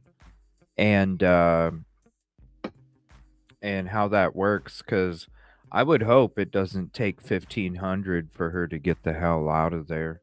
Right. I would hope. It's one thing if you know where the child is. That's one thing. You don't know where that child is. You keep them fucking people in there. Until you figure it out. Then change the fucking bond amount or whatever. However that shit works, You make sure you get that kid first. Yeah, I agree. I just can't. I mean, it's back when Casey Anthony was, when Kaylee Anthony was missing, and, all that time, Kaylee was just like 2 months older than my daughter at the time. And I'm telling you, that case was killing me as a parent. I mean, I can't imagine, and this, I don't know, this whole thing about disciplinary, measures or whatever, the way they said it, that makes me very, very suspicious. Yeah, I don't know. They were saying some interesting words. I figured we'd check it out. It was, I don't know. After we had the episode earlier, I was just like, man, I need to hear this again. Wisconsin does indeed have a bail bond system in place, but is there a difference? Like, how? Okay, so what do you mean? Because there's different kinds of bonds. So, like, what do you mean? Like, so what's the difference between a cash bond and another whatever bond in Alabama?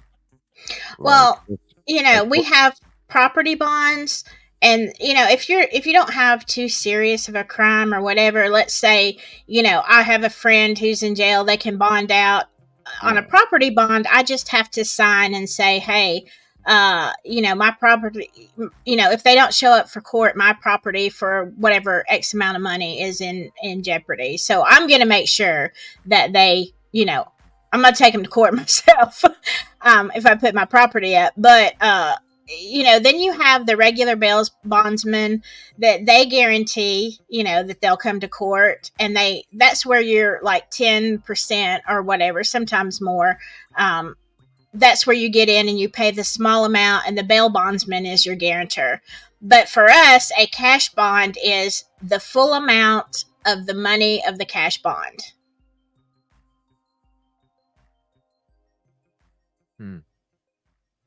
Yeah, let's find out, because I mean, so the 25th, that's Monday.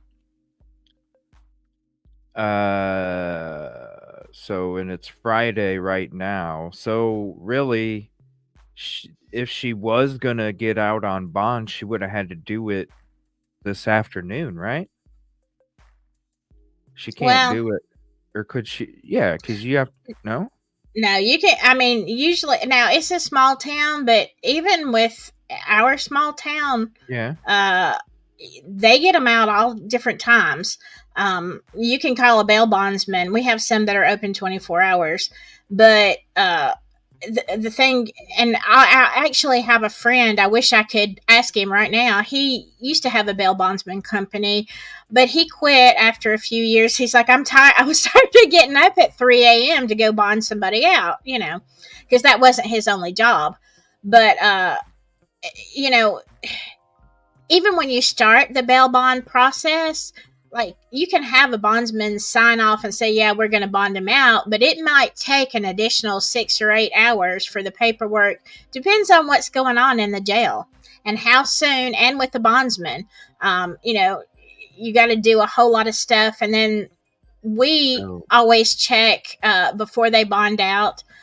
We have to make sure that they're not wanted in another county for something else. Like, did you have a failure to appear, for something stupid in another county? Well, the bail bondsman will bond you out, but then you will immediately, you won't go home. Yeah, you'll be transferred to that other jail. So on a Sunday, she could be out? Yeah. Yeah, we have people bond out. Yeah, we have people bond out all the time. Man, she better not be able to get out on $1,500 fucking dollars. I mean, come on. I wouldn't be surprised.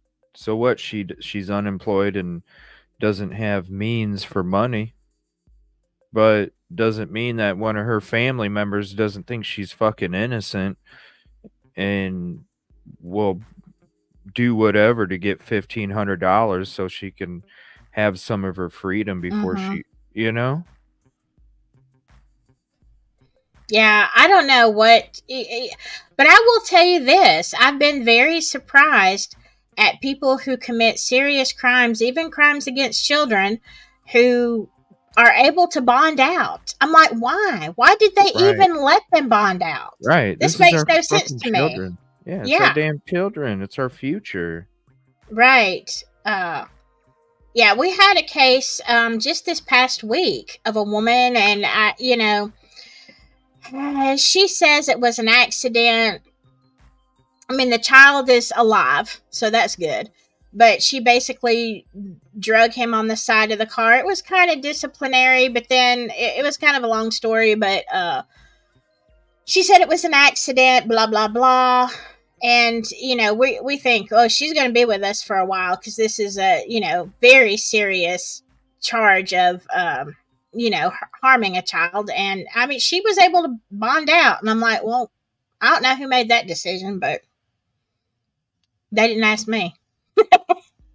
I would have said put her under the jail, but I mean, I don't know. Maybe it was accidental. I don't know. I just know what came out with our cases in our county. If you follow the county website on Facebook, they tell you everything that people are arrested for. That's of any consequence. If it's like a larger amounts of substances or anything like that, anything of interest, I guess, they put your name and face, and information all over Facebook, and so all your friends and relatives can see you.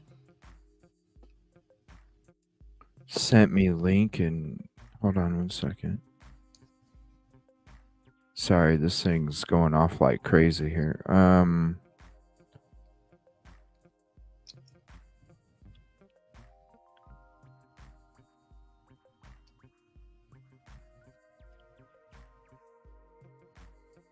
What does cash bond mean in Wisconsin? Thank you, Kib Kitty. Let me see here. Known as bail is a payment promise of a payment to the court that allows someone to be released from prison. There are two types of bonds. Cash bond. A cash bond is straightforward. It is a cash payment made to the court in order to be... Yeah, but that can be... That's the bail bondsman paying the money. Is it? I mean, I don't know. You pay the bail bondsman, right? You pay the bail bonds, and they pay the rest, and then you have to show up so they get their money back. That's how it works. I don't know. All I can tell you is when I asked about it from our officers, our booking officer, I'm like, what is a cash bond? Because I was thinking the same thing, that it would only be a portion. I was told it was the whole amount. But I don't know. Maybe I don't know. Maybe there are some loopholes, a way that they can. I don't know. Yeah, but what I mean is it can be straight cash from the bail bondsman. Yeah. Teresa. Whoever pays it. Yeah, it'll be it would be the whole amount. The bail bondsman, like when you go to the bail bondsman, you pay them the 10% or whatever percent that it is, 20%, 10%, whatever, and they pony up the rest, and then they get their money back when you show back up, because it's like a insurance, you know. Right. So you show back up, you get the money back, and so that's how they make their money, because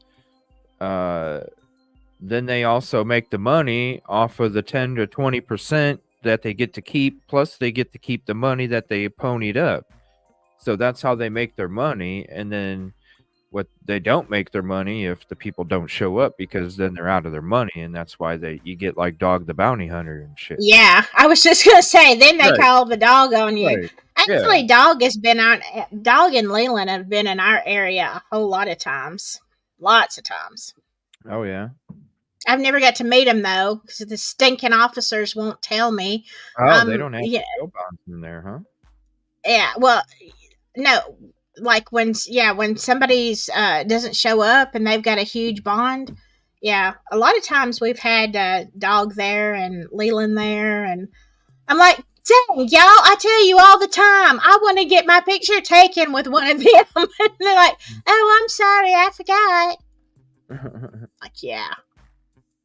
Forget your Tylenol when you got a headache too. Yeah. Right. Well, Teresa says Wisconsin lady in Wisconsin was explaining last night they don't have a bail bondsman there. What's up, Moon Bail? Ticket 69. Oh, okay. Well, then So they'd it's have the to come whole up with a amount. cash. Yeah. Good. It better be the whole damn amount, because if you let this woman out, you know damn well there's going to be a family member that feels bad for her and is going to pony up $1,500 fucking dollars because they're going to sell their car or some shit, you know, just to get her out because they think she's not guilty as shit. And it's like, yo, something took place. Something happened. What is it with these parents leaving their children with other fucking people that don't deserve to have even children around them? Yeah.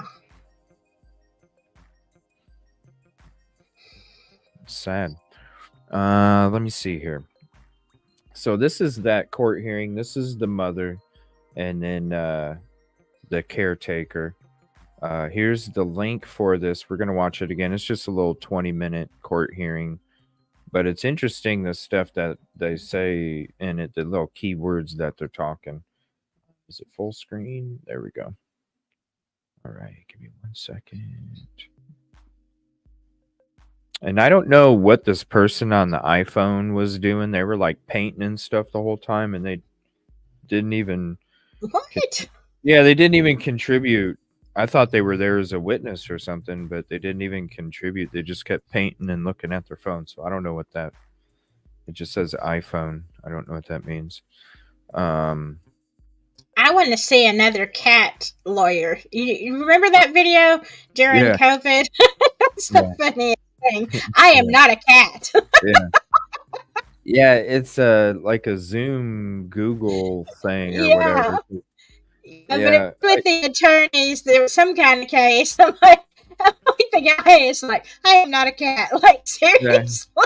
Oh, it's funny, like, because some of my meetings that I have with people, I use the Google Meet, and it's funny as hell because I'm like, I got like this club behind me, and I'm kicking it, like some kind of weird emoji person or something, and it's just funny as shit. It's funny as shit.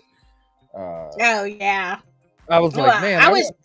want to do a show like this sometime where I'm like a fox or something, where I'm just a fox. Right? Wouldn't that be Yeah. sweet? Like, Yes, that would be. That's a good idea. wouldn't it though? Like we're different animals and shit. Yeah. That would be fun. That would be a fun show. I know. I was like, man, this is cool. They need to add this to streaming. Oh. Well, I Yeah, was it was doing neat. marketing. Yeah. Go ahead. No, it just when I was like, because like I was being told a story and I couldn't believe what I was being told. My reaction sometimes my eyes get real big and my jaw Yeah. drops, and then I saw what the fox was doing that I was doing, and I was like, oh hell no! It just looked weird. It was like this fox that was yawning but scared as shit with the eyes all wide open and shit. It was just so funny. Sorry. Yeah. Yeah. I just thought about it in my head. When we were I am talking. not a real fox. It's just It's funny. just- It's just funny. Oh. We got to be animals some night, damn it. Yeah, that would be too fun. Yeah, I don't think Evie Mike says that either. We should complain. We want this. We want these emojis. We got to figure it out somehow. Even if it's like Yeah. an OBS night or something, we just kick it as animals. I think it'd be cool. That would be hysterical. Let's What talk would true you be? crime. What would you be, Silky? What would you be? Oh, I would probably have to be a cat. I'd either be a cat or a lion. Yeah. I was thinking Yeah. about a fox with a fedora. That's what I was thinking. Yeah. That would be so cool. Yeah, the fox with the fedora. Oh, yeah. See, I'm going to be like a cat or lion with a crown. Because I just feel like I need a crown. I don't understand why I can't wear them. Why it's not acceptable to wear a tiara every day. I don't get it. CJ, I feel like I was meant to wear one. And I just feel so like, I feel like so cheated that I can't do this. Why is it called a crown? It should have been called a silky, I mean, what are they doing? Exactly. From the beginning. Exactly. Yeah, we'll have to see if there's a way we could do that. All right, so it would be cool. So this is all right. So this is a court hearing that happened earlier. This is the mom and the caregiver. Listen to the words and what they're saying. Jot them down. Take notes if you need to. We'll discuss some of these things that they're saying here, and we'll see if you guys come away with it, kind of like I did earlier when we watched it, and maybe some others. All right, we are able to go on the record now.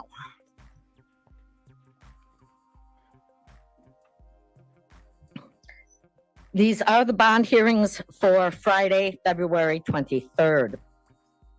Again, I'll note that we have quite an interested group of persons regarding some of our hearings today.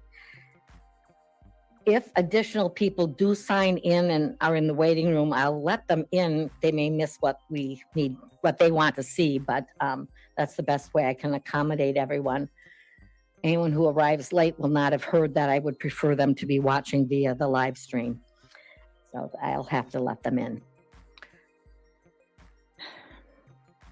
All right, we will have a couple of in-person return on warrants. We're going to take care of the two individuals that everyone is interested in first. simply because then we can let the cameras and media folks leave. So our first individual is Katrina Bauer. Ms. Bauer is referred for party to a crime neglecting a child. There is a probable cause statement. At this point, this is referred for charges. It is not yet a complaint. And it is just that charge. I don't know what the public is expecting to happen today, but I'm just wanting to set everyone up that this. Wow. Okay. What is the exact charge again? So our first individual is Katrina Bauer. Ms. Bauer is referred for party to a crime neglecting a child. Party to a crime. There is a probable cause statement. At this point, this is referred for charges. It is not yet a complaint. And it is just that charge. I don't know what the public is expecting to happen today, but I'm just wanting to set everyone up that this is probably going to be disappointing to what you think. This is the charge. This is what we're dealing with. All right, Attorney Larson. Ms. Bauer's address is 920 Race Street, apartment 203, Wisconsin Dells 53965. She does not currently have a telephone number. Her date of birth is 12/9/92. She is currently receiving SSDI and therefore is not employed. She has a history of making court dates except for 2 occasions.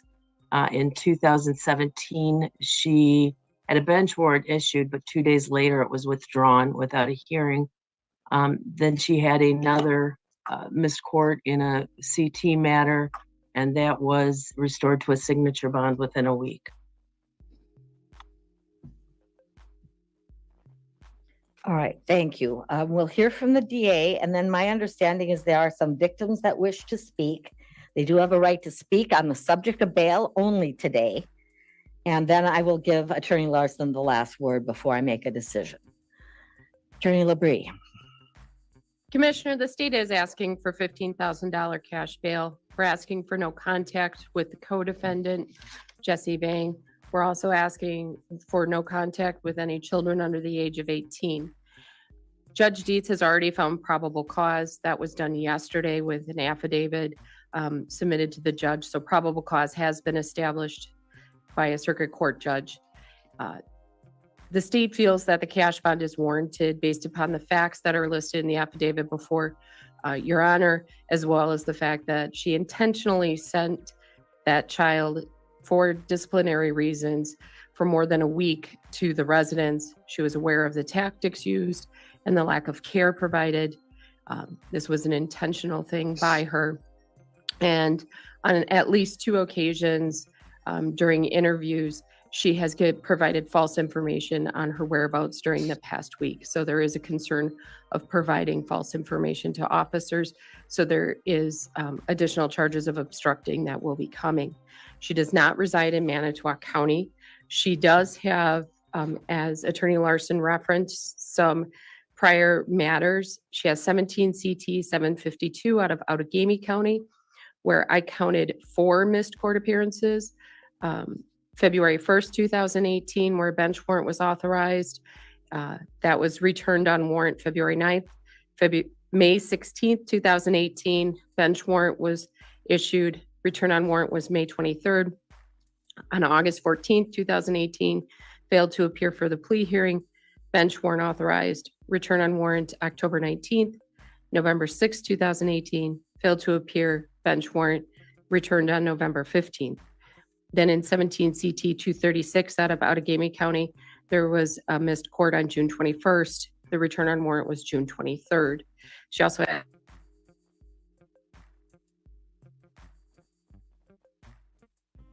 from 2011 in Winnebago County. I think she, based upon her lack of ties, the seriousness of the offense, the prior missed court appearances, that a significant cash bail is warranted, and I would ask the court to impose that with the other conditions requested. Thank you.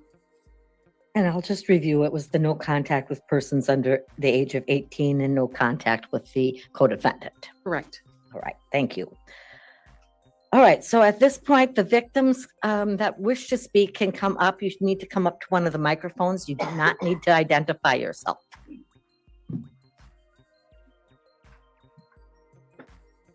Okay, somebody's coming up. Okay. My family and I are requesting a no cash bail. They are the last two to have seen our baby Elijah, and at this moment are the prime suspects. So until we find the truth as to the whereabouts of Elijah, we like to make sure that these two are readily available for questioning. In the case where bail is given and made, we ask that the person on bail have no contact with anyone under the age of 18 years old and the families of the victim. That is all I have. Right, thank you. Someone else? Or no? Okay. All right, that's the only victim that wishes to speak. Attorney Larson. Commissioner, I would just indicate that Ms. Bauer does not have any cash to post. She does receive SSDI. She does qualify for an attorney through our office, and she has no significant assets. I understand that she lives in Wisconsin Dells, but she does reside in the state, and she will appear at all future court dates. We ask that the court take those factors into consideration.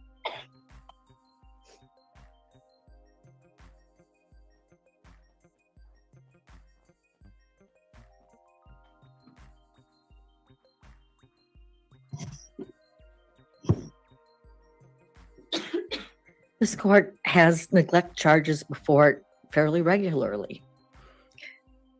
This case, though, has drawn the attention because we have the missing child involved. And that, of course, pulls that court's feelings, emotions, and heartstrings for the care of the child, but it doesn't change the nature of the charges from any other neglect case. And I think we have to keep that in mind too, that that's what we have right now.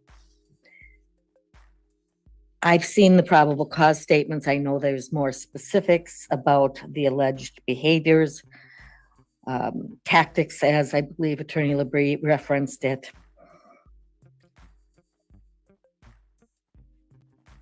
I suspect that as charging decisions are made, there could be other charges added. The mother, though, was not present. She knew. That makes it the party to the crime or enabling the behaviors.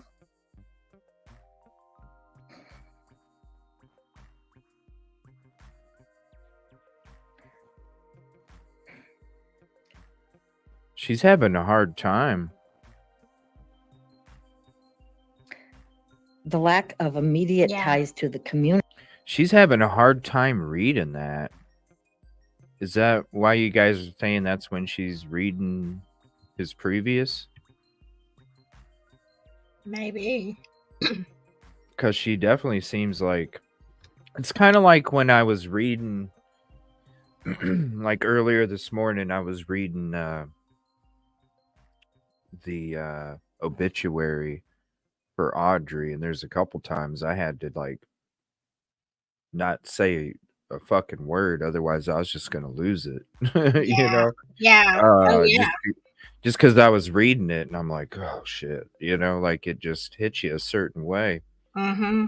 That's the way I am when I have to read stuff about Flora, the Flora fire. I get really choked up, and then I get really angry, and I have to stop talking, or I'm gonna lose my crap. Yeah, because you utter one more syllable, and then all of a sudden it just comes out. Yeah. So you have to like give yourself a moment to kind of collect yourself. That's what it looked like she was doing right there, just kind of. But I don't know. She's still talking to the mother though, so. I don't want to know. know why the painter is on. Like, look at her smiling. Like, why was the camera on the painter? Like, I did don't they want to make sure that she was actually working? I mean, like, I don't. Why do you have a picture like that? I thought it was a witness that couldn't attend court because they had to work, but that's how they could attend. Because there'd be sometimes because when I was representing myself in court for child custody, a lot of the times I was at work. And some of the times that I had to show up in court because I showed up through like Zoom or whatever app they used for the court system. And sometimes I would have to go into one of our like luxury stretched vehicles or something to sit in that just to be able to attend some of these hearings. Now, it wasn't like one of those things where I'm sitting there working on a car or something and I keep looking Yeah. over, to see what's, so I don't know. The whole time that we were watching this, I was like, oh, this must be a witness that's going to say something at some point. Because it says iPhone, so maybe it was just a way to keep them Yeah. private or whatever, but they never said one thing during this whole time.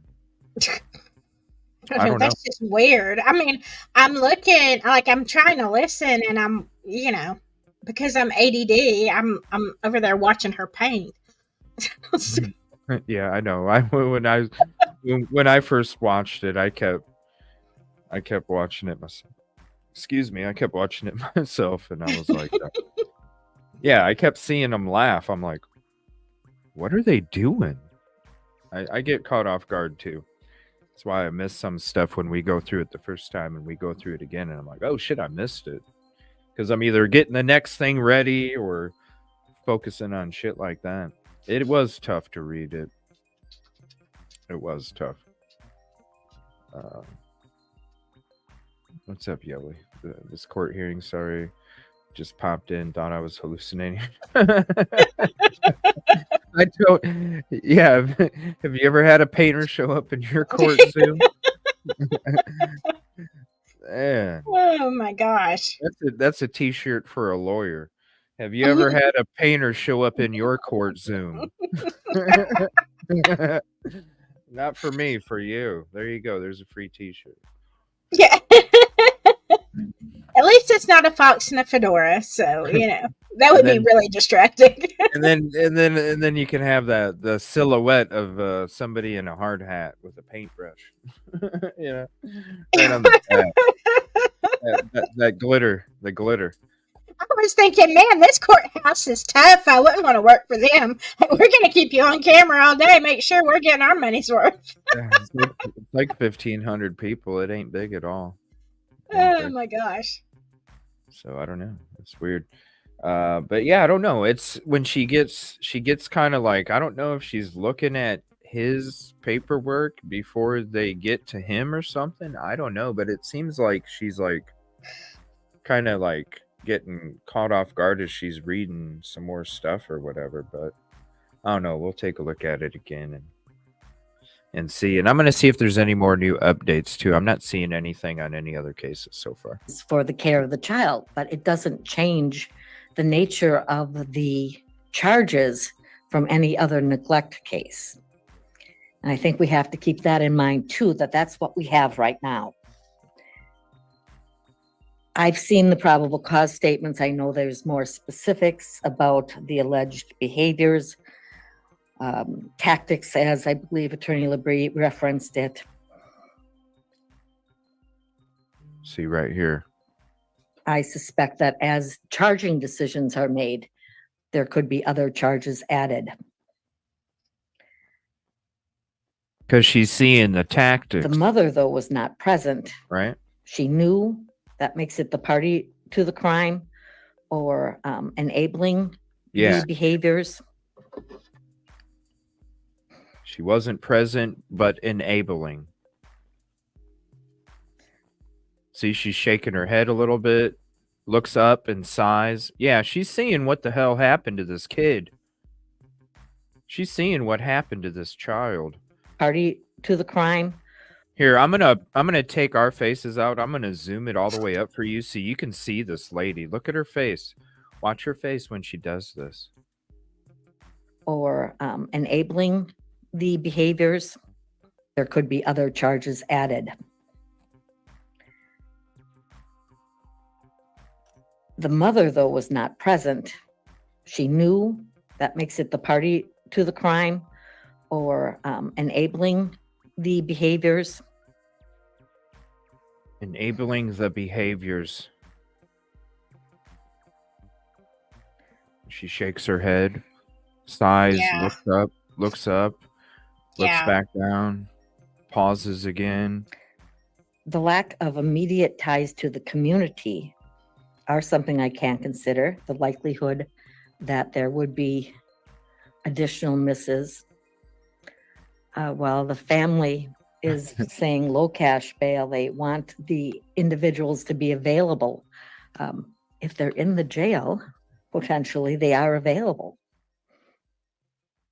Now, the other consideration besides the alleged crimes, to also consider the ability of a person to abide by the conditions, which means are they able to post? And it would not appear that Ms. Bauer on her own is able to do so.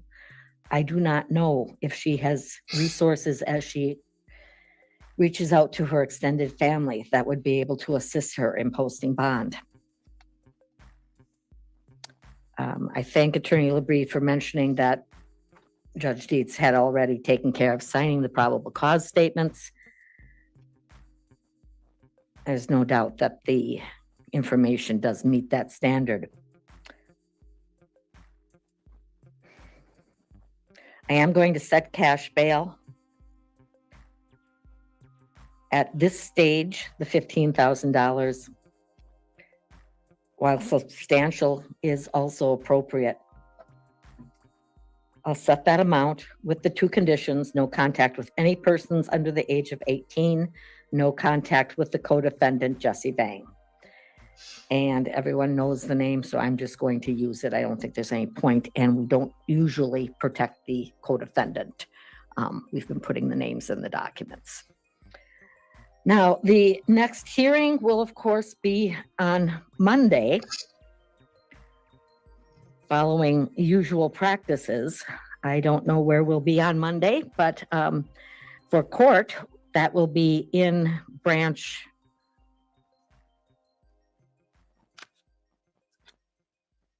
Moving to 3, are we not on Monday? Yes.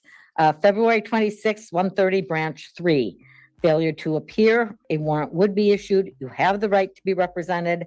As noted, public defender will be representing, at least at this stage. And I believe that's everything. So thank you. You can leave the room. Wow.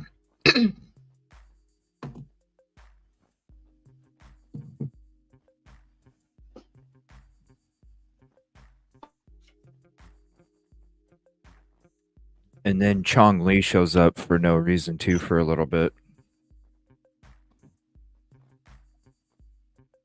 Wow.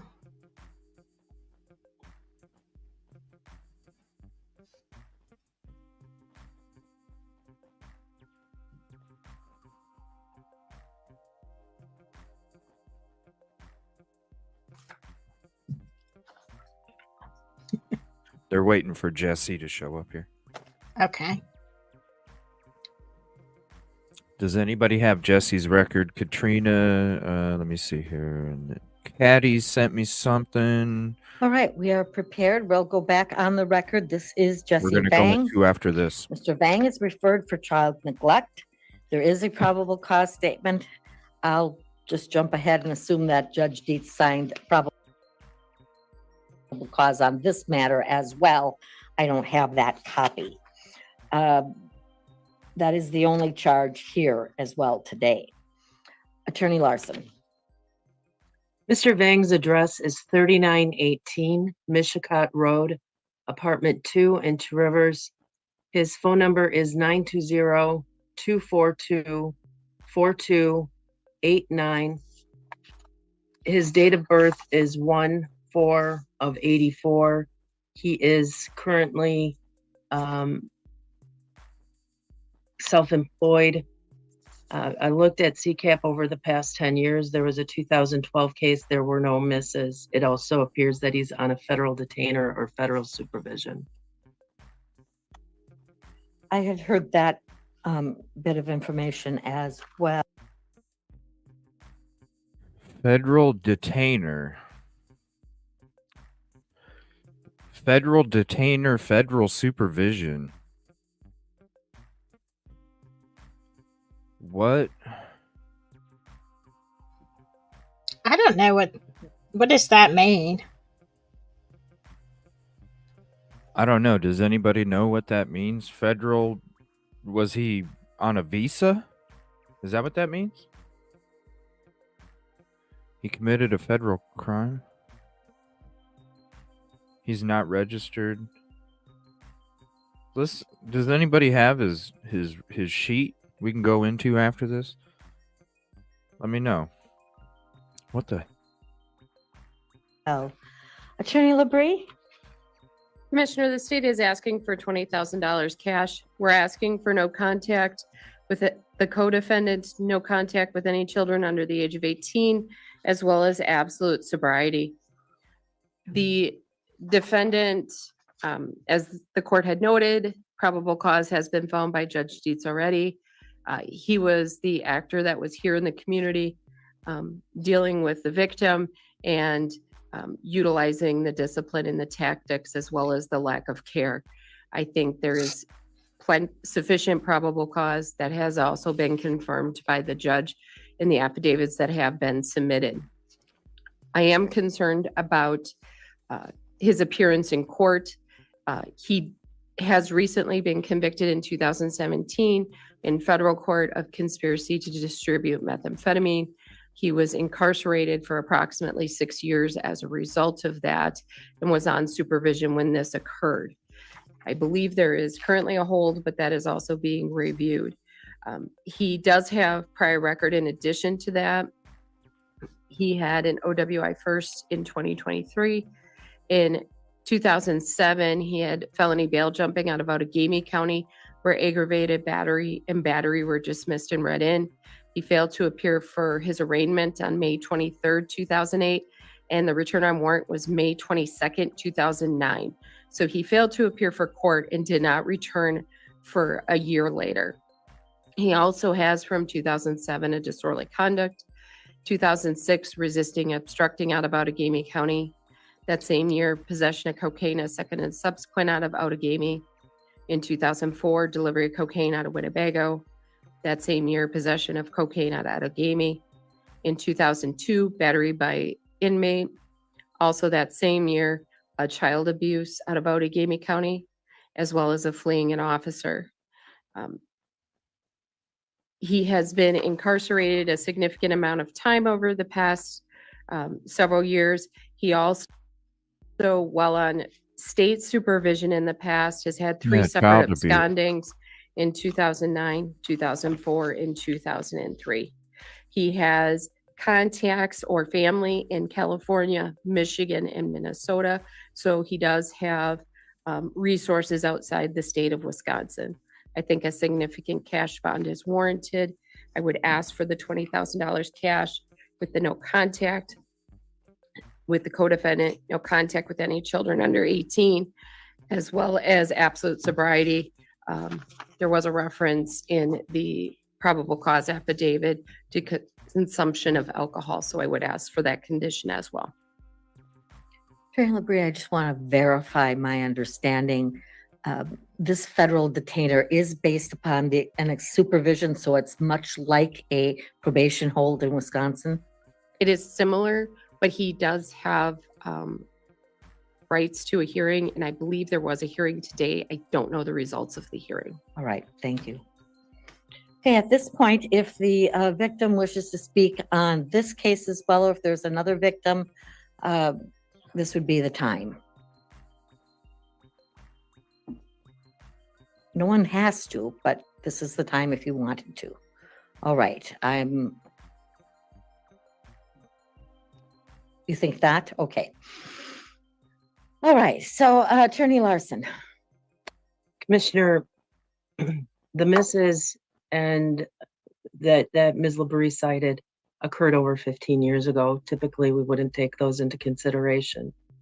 It is referred as a child neglect. Obviously, we're aware that there's questions about whether it will remain as this charge, but currently it is this charge. He is on federal supervision. He is not going anywhere. When the state is asking for $20,000 cash on a child neglect, I think that signifies that the federal authorities are not going to be releasing him anytime soon.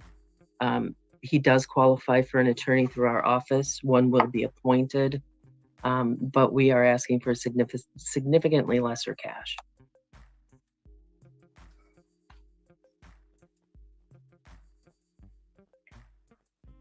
Well, in one way, I've already set the $15,000 on the other individual. So we have a precedent for today's purposes. And it is clear to me that taking the probable cause statement as true for today, he is the one who was present and would be responsible for any neglect resulting in the child being missing or the lack of care.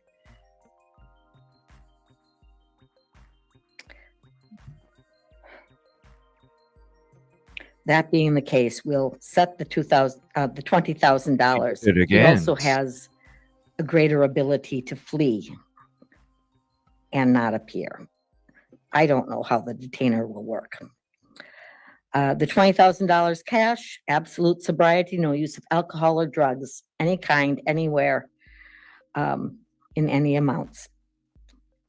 No contact with any persons under the age of 18. Just to make it clear, if there is a 17-year-old in custody, the jail rules will apply to that. That's not going to be affected by this provision. This is when you are out of custody.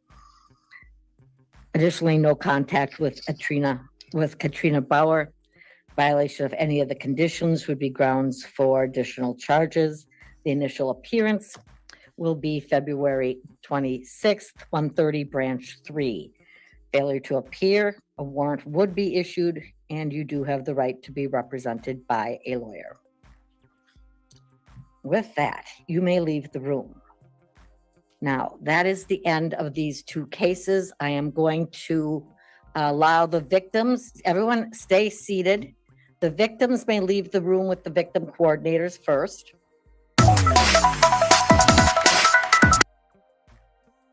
Whoa, sorry about that. I didn't realize it was going to do that. We'll get back to that. Yikes, that was loud. Okay, we're going to go. So this is from Caddy. Thank you, Caddy. This says, Bauer is the mother of 3-year-old Vu, who was reported missing Tuesday. Bauer is suspected of being party to child neglect. The district attorney said probable cause had been established in the case. The DA claimed that Bauer intentionally sent that child for disciplinary reasons for more than a week to the residence. Oh, wow. She was aware of the tactics used Ooh. and the lack of care provided. This was an intentional thing by her. Oh, jeez.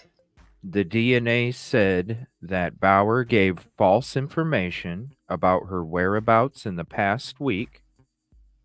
Obstruction charges will be coming in the future, the DA said. The judge, Patricia Coppa, noted that Bauer knew of the alleged neglect and enabled those behaviors, but she was not present for it.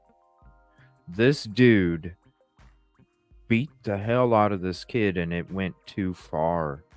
Jesse Vang. Vang is suspected of child neglect. Vang is on federal supervision on other unrelated charges. COPPA said probable cause had been established in the case.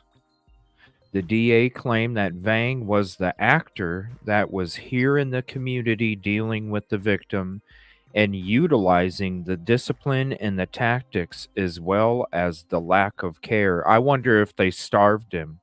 Oh, I want wow. I wonder if this kid was locked in a fucking cage and they didn't let him go to the bathroom and they starved him. Jeez. And the discipline. You keep mentioning, gosh, the tactics, lack of care, tactics.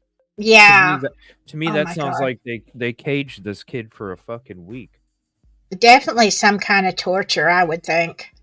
And he was only 3. Like, what is he gonna fucking learn, man? Nothing. Gosh, you take away his fucking favorite toy for an afternoon, you know? Yeah. Oh my God. Like, he will understand the severity of his actions if you take his favorite fucking toy away for an afternoon. Oh my God. Vang has been incarcerated multiple times in the past. In 2017, he was federally convicted of conspiracy to distribute M. He was incarcerated for about 6 years due to that conviction. Other previous records include OWI, felony bail jumping for aggravated battery, disorderly conduct, drug charges, and child abuse and other charges. Taking the Oh my probable God. cause statement as true for today, he is the one who was present and would be responsible for any neglect resulting in the child being missing or the lack of care, COPPA said. This is going to be it's going to be one of those trials. It's like a Harmony Montgomery trial, man. Yep. Oh my God.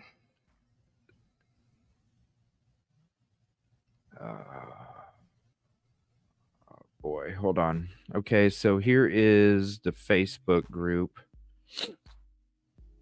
for finding Elijah Vu.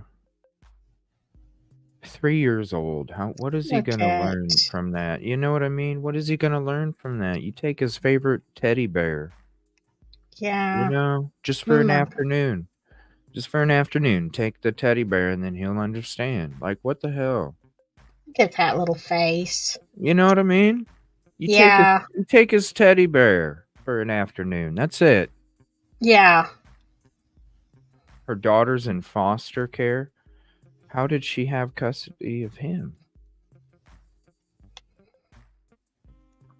Exactly, Mary. You just take their favorite toy for an afternoon and they understand because that favorite toy is their comfort. You know, it's like, oh, shoot. Wow, I must have really messed up because mom or dad took my little comfort Yeah. teddy bear. You know? Like, they recognize it real damn quick, you know. They pout for a bit and then they start to understand. I made a mistake.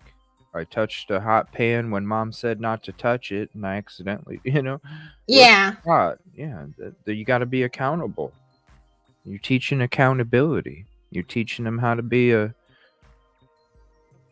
Yeah, because at 3, I mean, their emotional, development is not that great, but their understanding is good. It's not like, you can't say you can't say this is what's going to happen if you do this. You're going to be, you can't play with your toys. You can't do whatever it is they like to do. You can't watch, some kind of TV all day or something.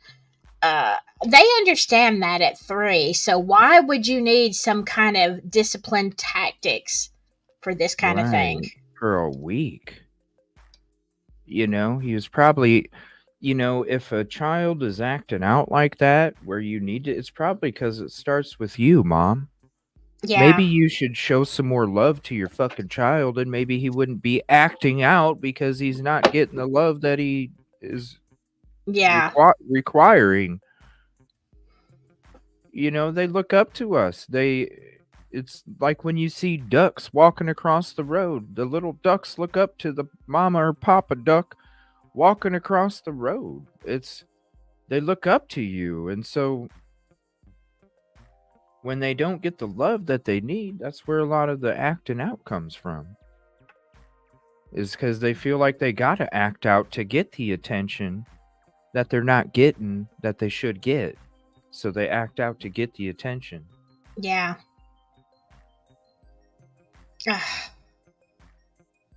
How did she have custody of him when her other child is in foster care? Now, I've seen a lot of cases like that around here where they lose custody of one child, give birth to another, and then, but It's that another one isn't process. taken. Yeah. I mean, I don't. Well, I mean, he was only 3. Maybe that's it. Jeez. What the hell? Tactics. I have a feeling it's gonna when we find out. Yeah, I'm afraid it's going to be bad, CJ. Yeah, it's gonna be bad, worse than these other ones that we reference, and when it comes to these other Yeah. cases that are kind of similar, that like this situation here, because that level of abuse wasn't taking place. Right.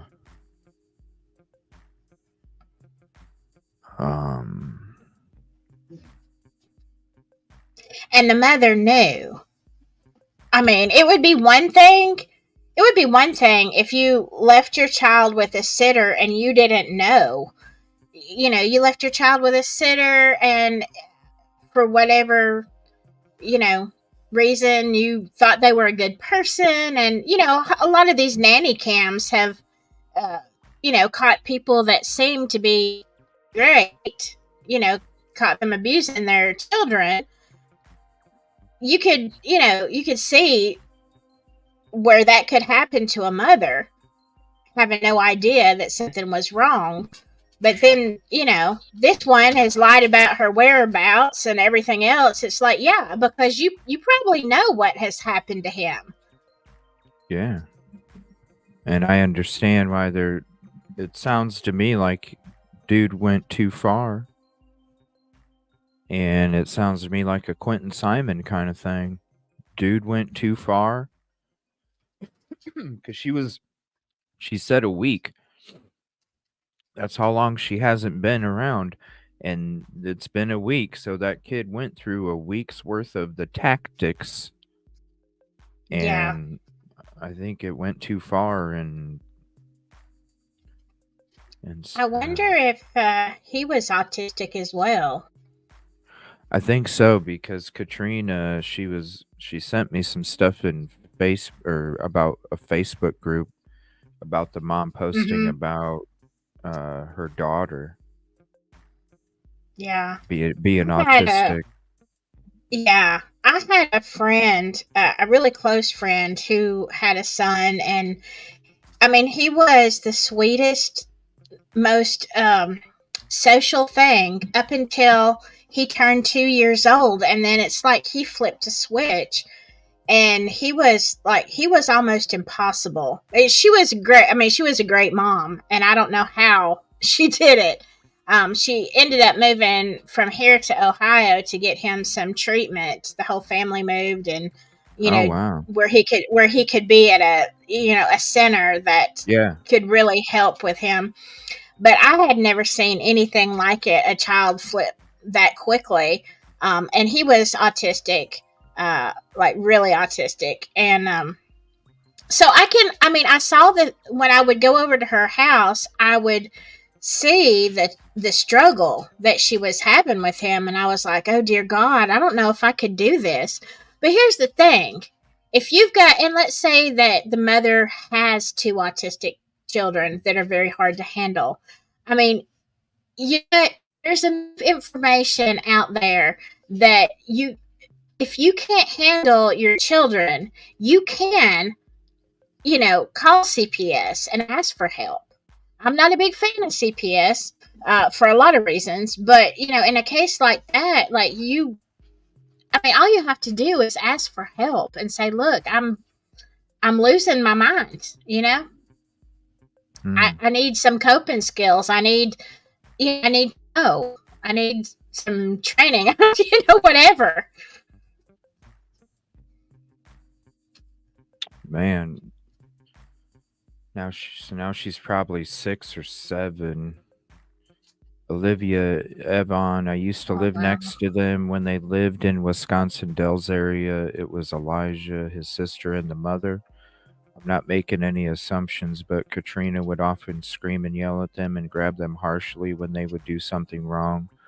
His sister was outside at 3 in the morning one time at the apartment complex wandering around, and a tenant took her back to her mom's apartment. In Oh December, my she would God. have him outside with no coat, just his pull-up. We did inform police about it, but we know how the system is. I hope he's found safe. He was such a precious little boy. Oh my God. You get on them drug bins, and next thing you know, you're out and your children are walking around outside, right? I mean, Saying, normally I'd say so, just saying. although, yeah, I mean, I'm just being real. yeah, but then sometimes I don't know. We had to when my daughter was little, she would she would try to get out the back door. We had to put a lock. It was so tall I couldn't open it. So, I'm not a tall person, but definitely so she couldn't get out, But you would think, You would think as a parent, you know that that's a possibility because right. before they make it outside, they were probably out in the kitchen first. And you said, "Whoa, you Mhm. got out." Yeah. Or You you hear protect your something. house. You protect your Yeah. house. There's a reason you put plugs in your electrical sockets when you got babies that can crawl. Or those door handles, that you put them on your door, the round things where all they can do is twist them around. As you're childproofing your house, they can twist them, but it won't open the door because it just spins. Right.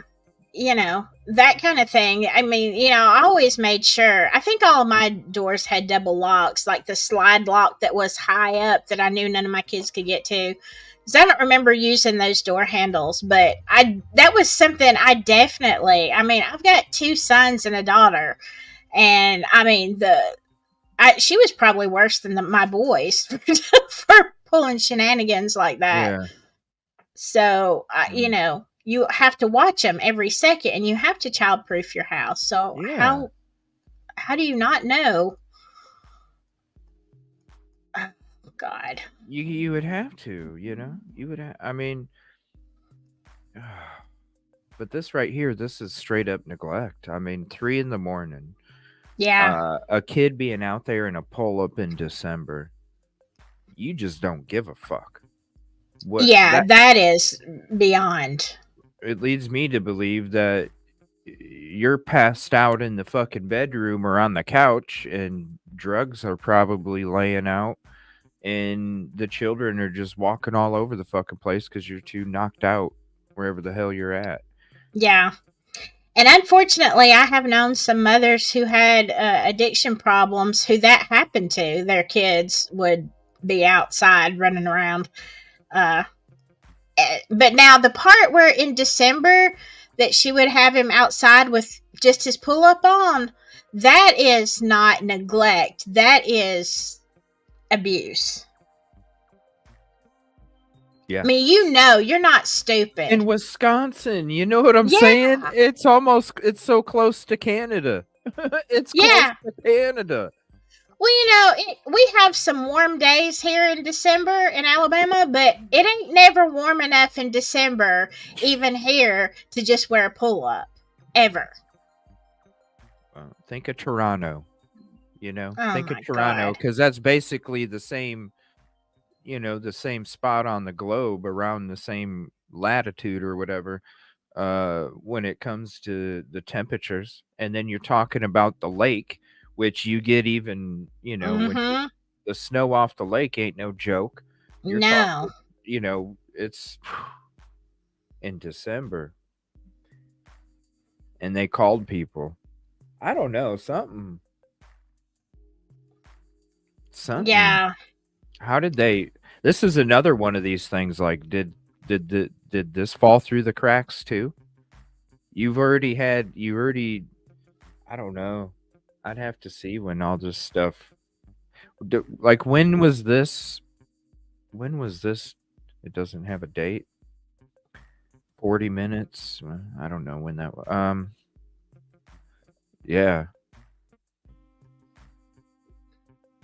Like, how did all these things happen? It's another one of those CPS things. Yeah. Another one. Jeez. I mean, and especially, I mean, I don't know at what point the sister went into foster care.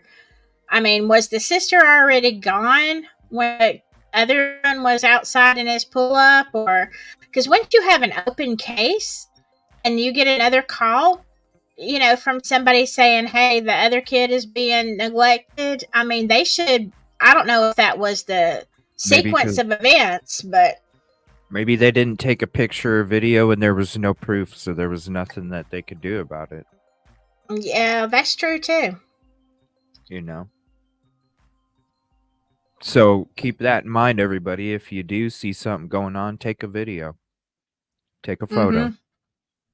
And then that way there's proof, because maybe that's what took place in this situation. Maybe they had called somebody and, when it took them 7 minutes to show up, maybe within that 5 minutes, she noticed he was outside and brought him in real quick. And then when they showed up, and she could have been like, no, he's been in here the whole time. What are you talking about? Okay, well, we got called. Okay, well, he's been in here. Yeah. All right, then. Thank you. It's true. It happens all the time. That's for sure. So, yeah, if you guys do see anything like that, like this situation, take a photo, take a video. That way, police have proof, and they can hold these parents accountable if this shit's taking place. I wonder if that's what took place. What's up, AR? How you doing tonight? I wonder if that's what took place. It wouldn't surprise me, that's for sure. Man. So again, here's Katrina from court, and then I'll show Jesse's. And we'll see what else is breaking tonight. I know you guys sent me a lot of information, so if there's something that I missed, go ahead and send it to me. Let me know. If I missed it or something, just send me a DM. Say, hey, we missed this or something. This is what I sent. We missed it. Blah, blah, blah. Let me know in case we did miss something. I'm going to see if there's anything breaking. I don't see anything breaking as of right now. And let me see. Yeah, I don't see anything. All right, let me switch to Jesse's.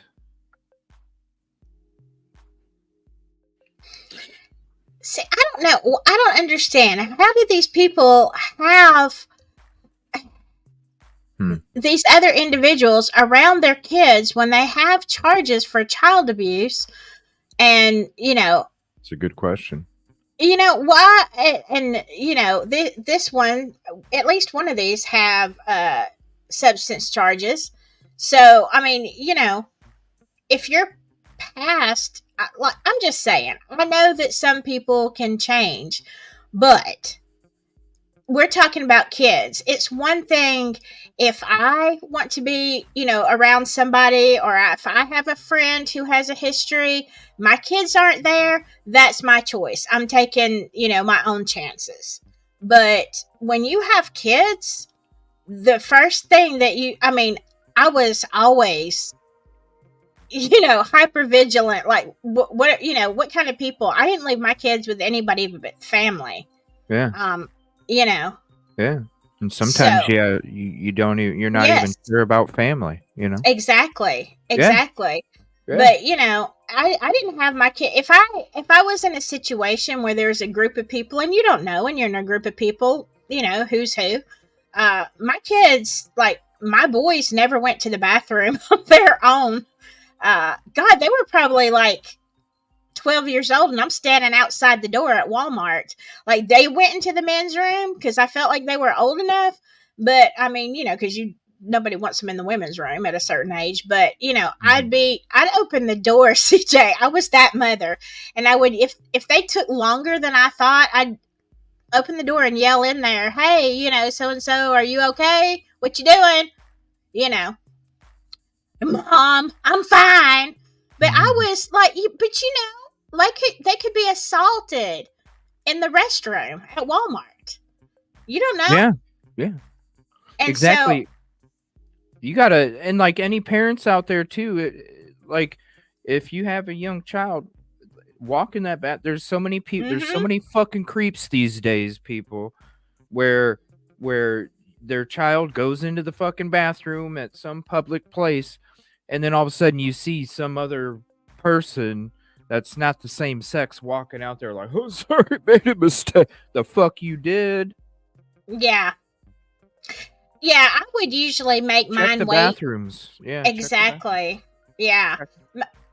I mean, I would, when the boys got, to be about, I don't know, 5, 6 years old, when they started school, they didn't want to go in the women's room, and the other women weren't too happy about that either. So, but I would try to wait and stand outside of the boys' room until there was nobody in there. And if somebody walked in there, then I was standing at the door glaring at them and, opening the door, cracking the door and yelling for my kids, just checking. And they would get so embarrassed. They would always say, "Mom, you just, you think everything's going to happen." I'm like, "No, I know what can happen.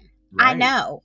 And so it's like, they thought I was nuts, overprotective, whatever. All my kids thought I was. I'm like, "You don't understand the world, baby. I do. I do." And whatever. Get mad at me. I don't care. You could literally be that parent outside, waiting outside the bathroom, thinking your daughter is, taking a long time going to the bathroom or whatever, and here there could have been some dude in there where if somebody did come in, "Oh, sorry, made a mistake," but in the meantime, hiding in the damn stall or some shit. Right. Creepy as hell, man. Creepy as Yeah. hell. Yeah, my daughter never went into the bathroom by herself till she was, I don't know. I think I'd still go in there with her. But, for real, like, there's a lot of sick fuckers out there now, and with social media and apps and stuff, it's just gone to another level at this point because everything's so much easier for them now. Right. I mean, and I didn't care who I made mad. The guys going in the bathroom with me standing there looking at them, because I looked at if when my boys were in the bathroom, I looked at every person that went in there, their face, everything. And I think, I was probably a little bit annoying and intimidating, but I'm like, if I hear anything and my boys aren't out, I know how long it takes them to go to the bathroom. If it takes more than just not very long, then I'm fixing to open the door and yell in there. And you can tell by the tone of their voice if something's wrong. But yeah, I'm like, don't think I wouldn't run up in the men's room and assault somebody who was messing with my kid, because I would. Oh, for sure. Yeah. And yeah, I ain't gonna even say what I would, but yeah, I know. I'm putting it mildly. I don't want to, you know what I mean. I don't want to put it out there the level I would go to. You know what I'm saying? I know. Because then somebody might be making some kind of other video with my words not matching my mouth and all that other stuff. Oh yeah. Yeah, those are fun. Let me see here. Now this is something that we covered. How long do you have tonight, Silky? I don't have to work tomorrow, so I'm good. Okay. Because this is the case that if there is any more updates, let me know. I've been checking. I haven't seen any. If there is more updates, let me know. This is a case that I covered when it first took place for a few days, and it was pretty much open and shut. And now the trial is going to be starting. And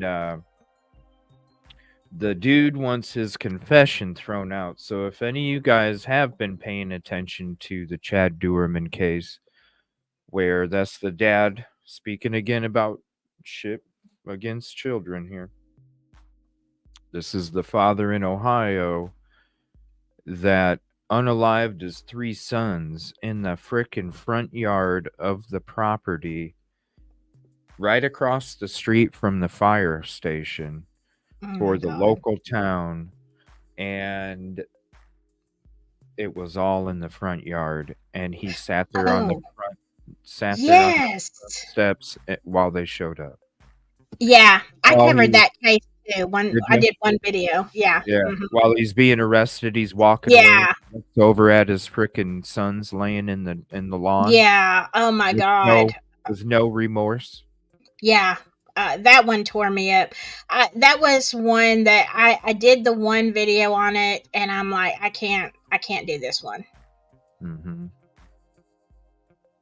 Yeah, so this just came out here recently. We'll just check this out real quick. This is him actually. He wants his confession to be tossed. So he doesn't even want to take accountability. He doesn't even want to take accountability for what he did. And Oh my God. yeah, he wants his confession thrown out. So since we're on a night in true crime and we're talking all these cases and breaking news, it's something else that I want to cover as well here. So we're going to check this out real quick. Shut up. And also during that, I told him he had the right to remain silent to use it. Deputies on the stand as the Ohio dad accused of executing his 3 young sons claims detectives violated his rights. We have the top moments from the hearing in Chad Doerman's case. I'm Anjanette Levy, and this is Crime Fix. Chad Doerman could. And by the way, if you guys want me to do a show on it sometime, I probably have enough prep work. This is one of the cases I've been doing prep on for the last, gosh, it's almost a year probably. Just let me know because I have plenty of stuff for this case. Could be put to death if he's convicted of murdering his 3 young sons, Clayton, Hunter, and Chase, at his home in Claremont County last June. What Doerman's accused of doing is absolutely unthinkable. Prosecutors said Doerman laid down in his bedroom with his wife and sons to take a nap, and then pulled a rifle from a gun safe and started shooting the boys. Prosecutors say Doerman's wife and daughter tried to save the boys, running away with them and even suffering gunshot wounds as they tried to stop the carnage. Can you get the wallet out of my back pocket? Shut up, dude. Yeah, the right to remain silent. Sheriff's body cameras recorded deputies finding Doerman sitting on his front porch with a .22 caliber rifle sitting next to him. Prosecutors say Doerman made multiple statements, including, "I did it, take me to jail, but I shouldn't have done that." But Doerman's lawyers say the detectives violated their client's rights when they questioned him in several ways. They claim Doerman asked for a lawyer, and detectives ignored that request. At a hearing this week, deputies and detectives were questioned about how they handled Doerman, beginning with him being taken into custody. I told him he had the right to remain silent to use it. Okay. I'm sorry, what was that last comment? You said you.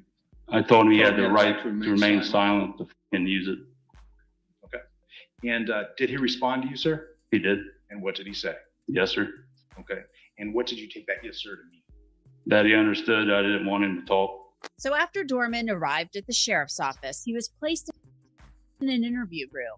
Detective Michael Ross testified about reading Doerman his Miranda rights from a card, but he didn't read the entire card. Take a listen. Once talk about advice, What? before you question, and the others talk about having a lawyer present during questioning, isn't it? Yes. I'm not a robot. I probably should have read the entire card, but I'm not a robot.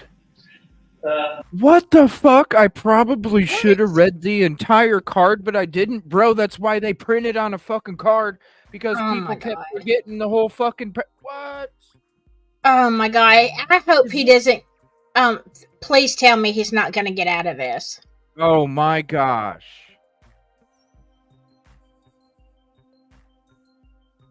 Ugh. Oh my gosh. Are you fucking serious? You know, those Miranda rights. That is a huge deal. They put it on a card, bro. So Yeah. you don't even, take one word and put it in a different part of a sentence.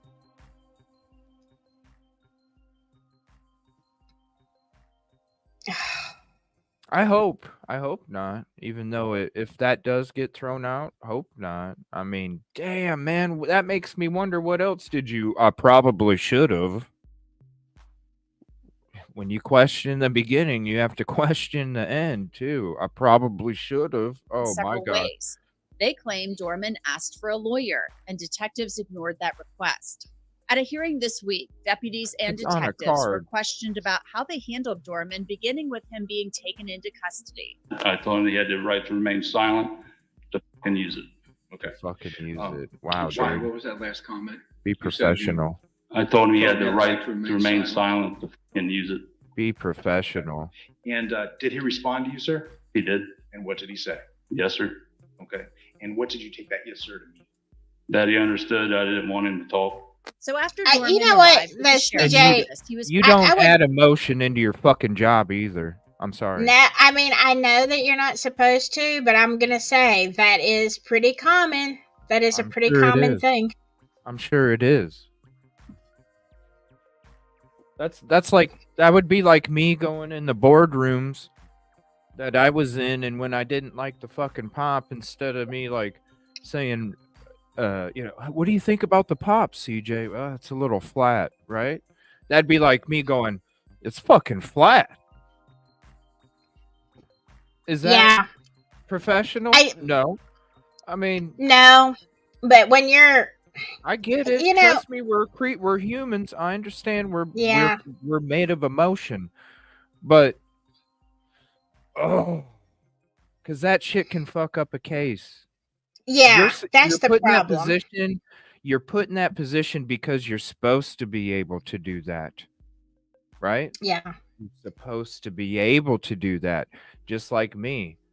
I'm on here and I'm talking respectful. I could be saying a hell of a lot of shit, but I don't, because I'm trying to maintain professionalism, even though you get a little bit of the, the passion. Yeah, I feel like, police officers, as much as heck as I give them, because of the cases that I cover, honestly, they have a really tough job, and it becomes more of a. I understand, but you're the one that yeah. signed up for it. You're the one that signed up for it. Yeah, you're right. You're absolutely I'm not taking a right. job I'm not comfortable, or I'm not realizing what the consequences could be. I'm not, you know what I mean? Like, Yeah. that's part of your oath. That's part of your oath. And when you base decisions and actions off of emotion, that's when you make mistakes, because you're not True. thinking clear. You're not thinking clearly. Yeah, and I mean, I don't have so much of a problem of him saying that to Doerman as I do. If the emotion is so high, and I understand that what he's just witnessed is get it. horrific, but I get the thing of it is when you can't control it and you can't stay calm, and then you mess up by not reading the Miranda rights or doing something else equally stupid, then it's a real problem. Yeah. So yeah, I mean, you're right. I know that probably 99 at least percent of officers probably say things like that all the time, and I get I'm it. sure. I'm But sure. don't let your emotions, you know, screw up the Right. case. Yeah.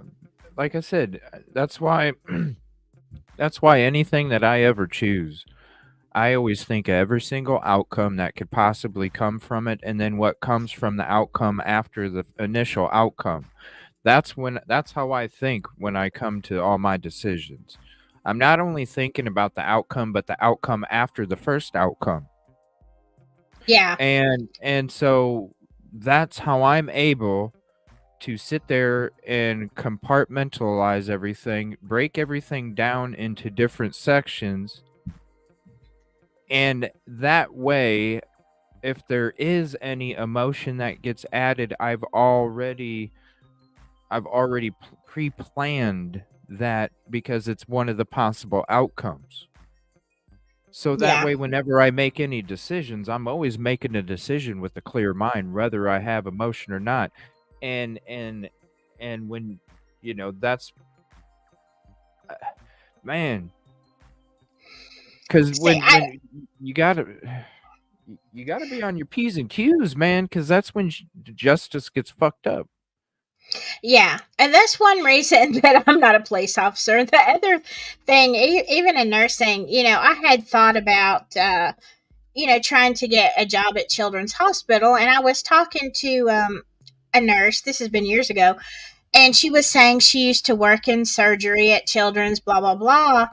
And I was asking her questions, and she said the hardest part was when they would be in surgery with a child who had been very messed up, abused in all kinds of ways. And then, they would have to walk back into the waiting room where the family, the abusers, were there with the child. And I was like, you know what? Okay. I get this. I said, I never honestly thought about that happening.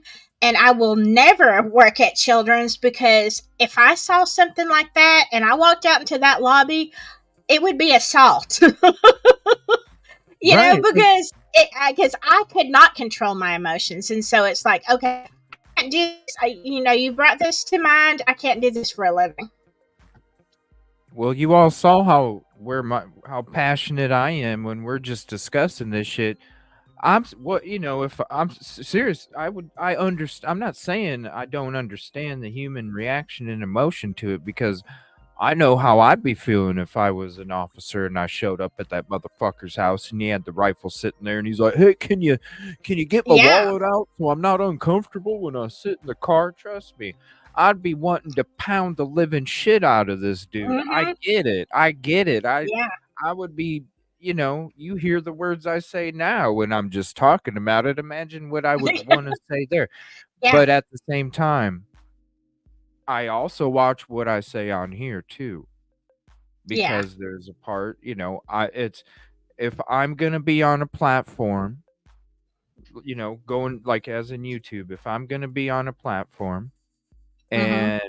and and my voice is going to be heard, and there's certain levels of uh truth that people put into my words, that's a responsibility that I have to accept before I even start being on this platform.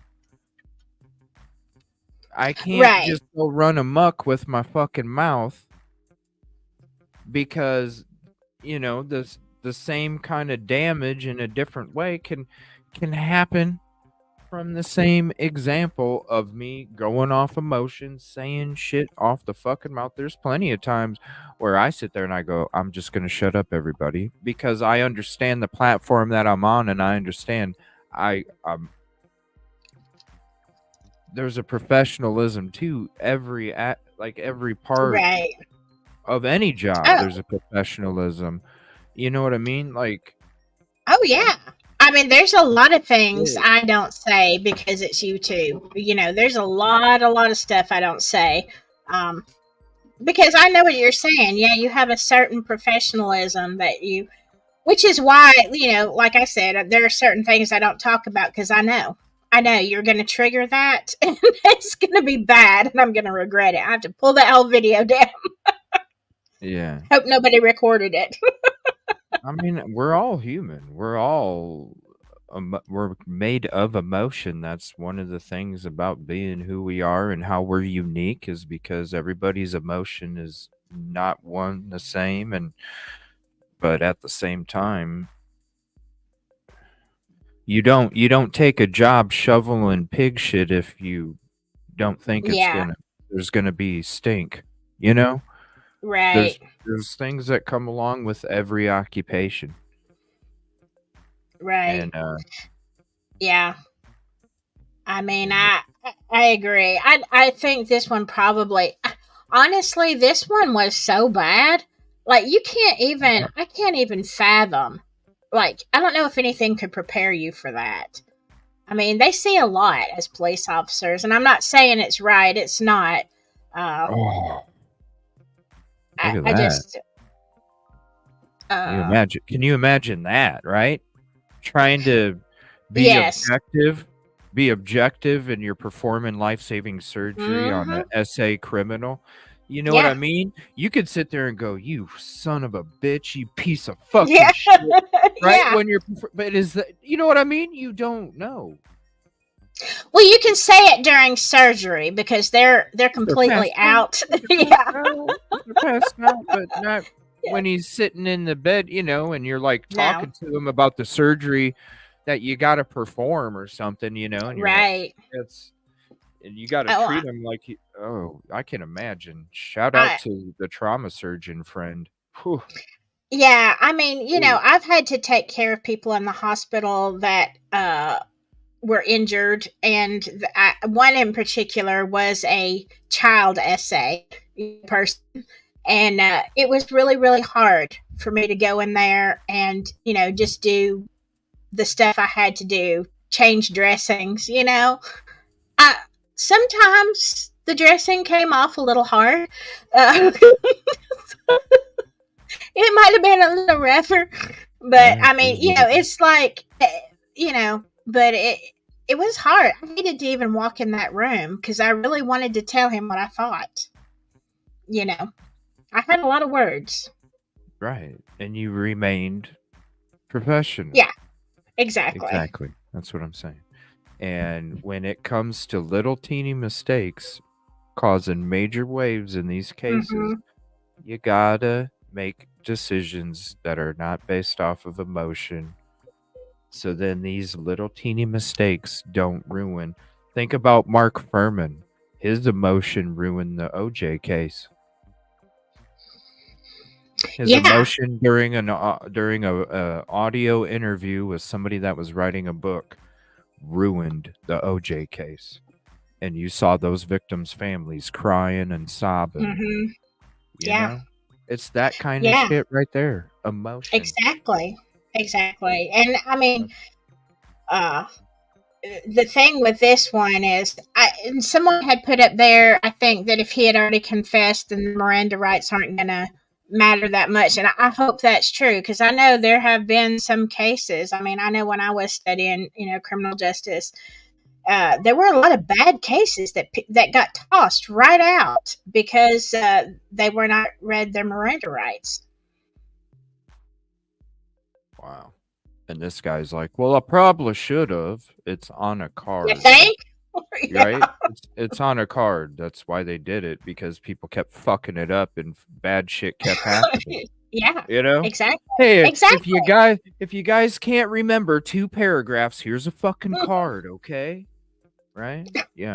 Yeah, but you're right. That it And did now happen. we're not even reading the cards. That's cool, guys. That's cool.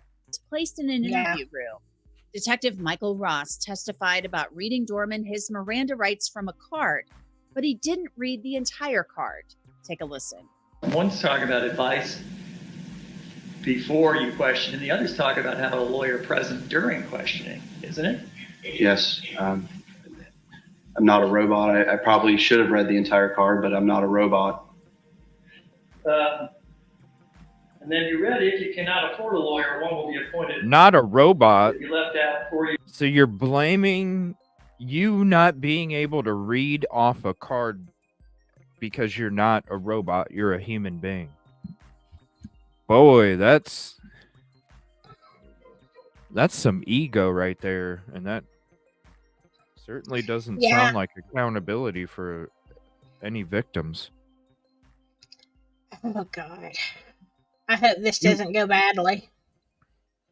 You know what I mean? Like, that's the effort you gave to these 3 young children that Yeah. lost their life from their fathers. You couldn't even read the whole fucking card because you're not a robot. Well, then why are you in that position, sir? Because if robots are needed to perform that job, well, then why in the fuck did you even apply? Because you're not a robot. You're not a robot, sir. This is I hope this doesn't end bad. No. You before any questioning if you wish, right? Oh my gosh. Again, yes, I must have left that out. Imagine So what that's a little else. concerning. In a triple homicide, you should probably read the entire card word for word to ensure you're dotting all of your I's and crossing all of your T's, to ensure you've read the suspect, his rights, and that he understands them. The questioning by Doerman's attorney continued. Because I believed that he wanted to talk to me based on our short interaction earlier in the interview where I said that I wanted to talk to him, and he said, that's fine. Actually, I said, I want to talk to you if that's okay. And he said, that's fine. Were you afraid he was going to say no? No, No, talk to you? No, I wasn't afraid. I'm just not a robot. I didn't read the card word for word. He's not a robot. I read to him his Miranda rights and Miranda warnings. How many interviews do you think you've done? Probably hundreds as a detective and probably thousands as a road patrol. Oh Assistant shit. prosecutor. You don't think they're gonna start looking into his past? Oh boy. You Yeah, just opened yeah. up a bunch of shit, sir. You can't read off a card because you're not a Laura robot. Barone Allen asked Detective Ross. I wonder how that's gonna sound in front of a that's gonna be interesting. It's not good. Not good. About Not other good. statements Not Doerman good. made during the interview. He had made a comment that the Bible says that you kill your firstborn, you kill your secondborn, you kill your thirdborn, but first you're supposed to kill your wife. I didn't kill my wife. So I really thought that was a very important comment that he had just made. And I wanted him to repeat to me some of the things that he had said. And I was asking him about that, and he cut me off. He stopped me from talking and said, in all one sentence, he says, I'll just wait for a lawyer. I really don't know. Like, give me a couple days. I'll talk to a lawyer and get nice, good answers. He says that all in basically one breath. So Detective Ross, he revealed a lot there. But at the end, you heard him say that Chad Doerman said that he would talk with a lawyer and get, quote, good answers. Ross went on explaining what he said happened with Doerman when it came to this discussion about a lawyer. I felt obligated to explore it a little bit, yes. So I did. I asked him if he had a lawyer. And what did he indicate to you? He said, we have family lawyers. And did you follow up on that? Yeah, again, I felt like pulling teeth. I'm trying to get him to He's talk not a about it. robot. Tell me, who's your lawyer? So I asked him if there was somebody we could call. And he said, Keith Doerman and Ruby Franklin. And did he give you any information about those two individuals? Yes, I followed up with them. Keith Doerman is his father, and neither one of those people are attorneys. So he was able to tell you Keith Doerman is his dad. What did he say about Ruby Franklin? He said that she was in the CIA, and I said, well, is she a lawyer in the CIA? And he said, she's in the CIA. So neither name that he gave me were even close to lawyers. When questioned by Doerman's lawyers, Detective Ross said Doerman's request for a lawyer wasn't exactly clear to him. So what do you understand you're supposed to do when a suspect who's in custody clearly asks for a lawyer? If they clearly ask for a lawyer, Yeah. which I've done on other cases, on other homicide cases, they clearly ask for a lawyer, I stop questioning them. Right. Which I've done before. Stop In this questioning. case, he did not clearly say he wanted a lawyer. But you said that you tried to clarify with him. That's what you're saying these questions you asked him about. Whether he had a lawyer or not were designed to do. I did try to explore that and clarify his comments, but he continued playing games with me. While prosecutors say Doerman admitted to shooting his 3 sons, they also say he denied it. And at any point during the interview, did the defendant deny shooting his sons that day? Yes, multiple times throughout the entire interview till the very end. Oh, wow. It also came out that Doerman was Wow. captured on camera saying a number of other things. He said, almost like under his breath, like a whisper, what the did I do? Another point, he says, what the did she let me do? Huh. Yeah, another time, it looked like he was checking the back of his shirt for blood. There was another point where he's looking around and he says, where's the cameras? Where's the cameras? So he was looking for cameras. And Doerman's defense attorneys dropped a little bit of a hint about what they might claim at trial. You've dealt with mentally ill people before? For 26 years, I've dealt with mentally ill people, yes. You understand sometimes they're not dealing in reality? Oh, no. I believe that's probably... Is he going to try and get off Oh, on no. insanity and just Mm-mm. go to a mental institution for the rest of his life? Is that what he's trying to do? Probably at this point, probably anything, Oh, no. because he's facing the death penalty. So Which, he's gonna, you know, oh boy, he's going to claim he didn't do it. He wasn't of conscious mind if he did do it. It's insanity. And then you have the Miranda right issue. Oh no. Dude. Dude. And you know, the insanity plea wouldn't be that strong, I bet, if there wasn't this Miranda issue, because I'm sure they would try and push it anyway, right? But I Yeah. don't think that they would go as far if the Miranda was read the right way and everything that he did say would be used against him, right? yeah. I mean, I don't know in a case like, I really don't know in a case like this whether, you know, a confession or whatever.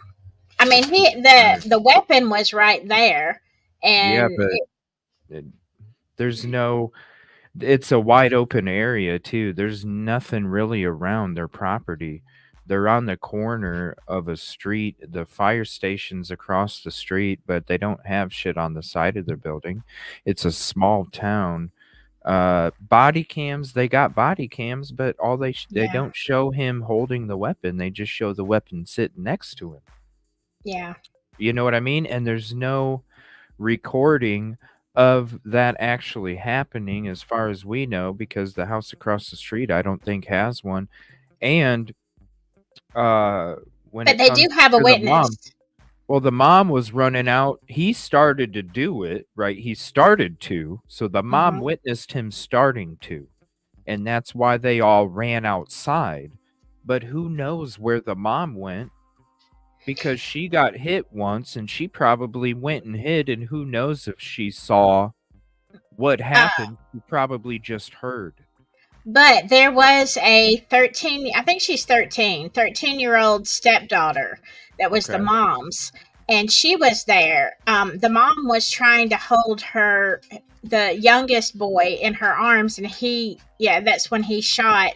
But the 13-year-old got out and went weird. running down the street. No, she went running down the street. She's the To the one that neighbors, went. right?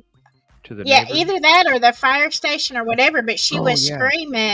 screaming, saying that he was unaliving people. So she was an eyewitness. Oh, as I is the hope. mom, but I hope you there's know, witnesses. I hope there's Yeah. witnesses. Because this dude, if there isn't a witness, oh, that's a win for this guy. That's a yeah, win. I don't think that, I think the biggest thing is that, you know, she is, because of the witnesses, I think The that, fire station. I hope.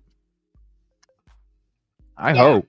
I really do, because with this Miranda shit and this insanity, and you know how people can play on technicalities, man.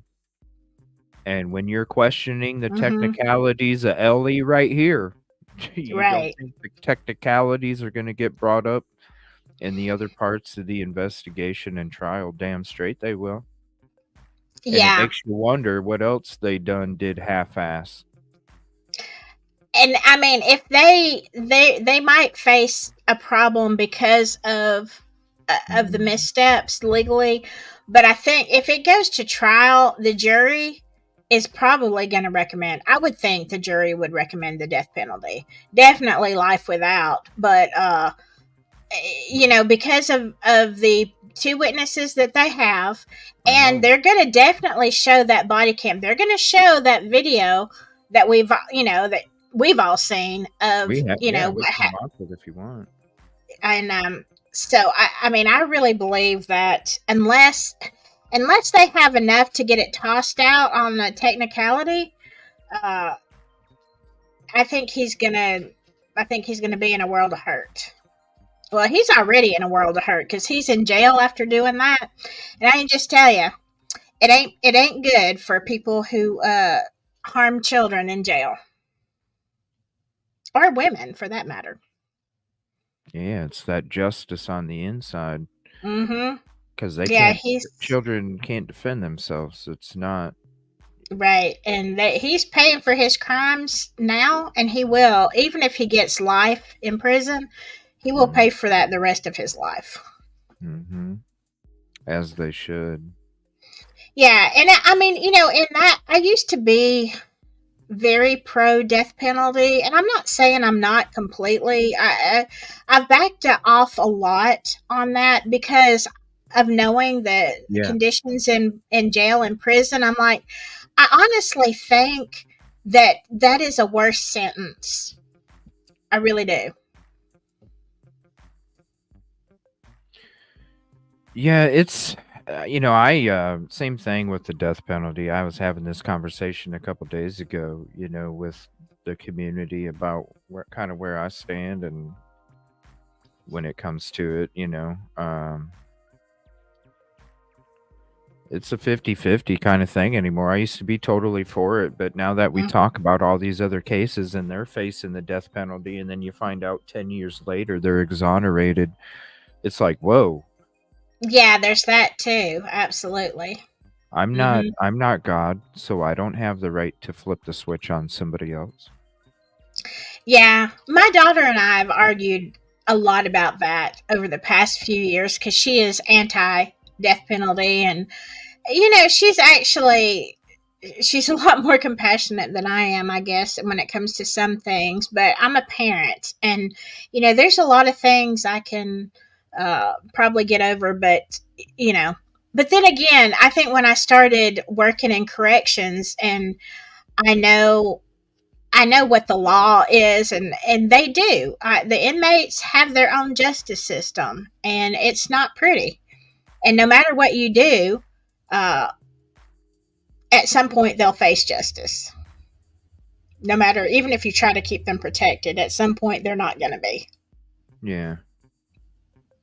Yeah, but even if they're not pleasant, I mean, you're probably, if you're in a mental institution, you're already pumped up on a bunch of drugs just to make you a zombie in there anyway, ain't you? Pretty much. I mean, they don't want any resistance. They just want you to go in line every single day. Mm-hmm. They don't want you to. So don't they do that? Yeah, that's I mean, well, I mean, yes and no. I mean, the medical field has changed a lot, and so it's not, there's so many things that you can't do that they used to be able to do. But if you are a violent person, then yes, they're going to try to keep you as calm as they can, but it's a slippery slope.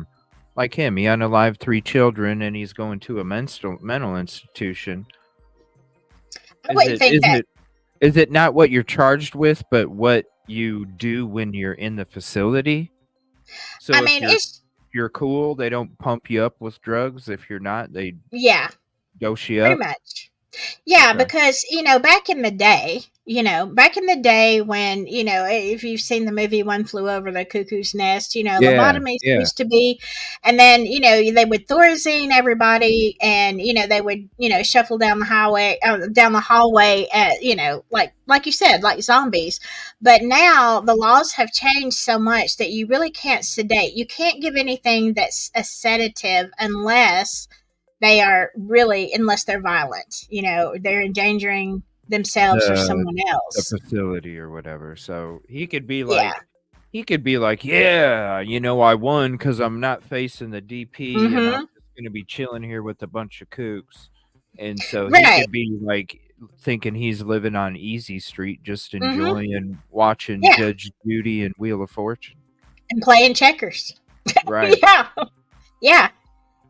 Going to therapy. Yeah, it's not, it's not like optimal life, but it's certainly a whole lot better than the prison system.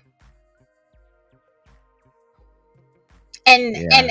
in Right. a complete medical facility, you have to take the patients get what they want more often than not. It's not like prison where they're like, well, good luck, buddy. Take your chances. But it's a completely different world. And but the thing with insanity is if you're in a mental institution and you can be cured, so to speak. I'm putting my air quotes up. Because like if you are insane and you get out on the insanity plea, but then you're in the mental institution, let's say you're 10 years in there, and then the doctors say, he really understands that this is wrong. Now, he may have to return to prison. So in that case, it would be better for him to just, quote, stay crazy. But then I have seen a lot of people that, especially if they're going to try this insanity thing, like in the case of Lori Vallow, they put her in an institution for a year, and then they said, "Okay, you're well enough to stand trial for this," for which I'm Oh. glad. So it doesn't necessarily, if they're going to try to go for that, the prosecution is most likely going to say, "Okay, put him in an institution. We'll wait. We'll hold off on the trial till he's mentally competent." Wow. I wonder, man. Right, Yelly, you can't chemically restrain. Not anymore. You used to. Yeah, boy. Back in the day, you sure could, but you can't do it now. Yeah, they probably performed experiments and shit on you too in mental Oh, institutions. yeah. Right? Yeah, it was terrible. Oh, it was terrible. But, I've worked psych a bunch of times too. If the person is violent and non-compliant, like to a really harsh degree, there are things you can restrain temporarily, but it can't be long term. But if they're going off, they're yelling, screaming, non-compliant, and they feel like they're endangering the other patients with their threats or just their actions, you can chemically restrain. I don't think we call it that. They get a happy Oh, shot. I'm sure. Yeah, I'm sure it's called something else, Yeah. Something that's dumbing down the true meaning and effects of it. I don't know. We'll see.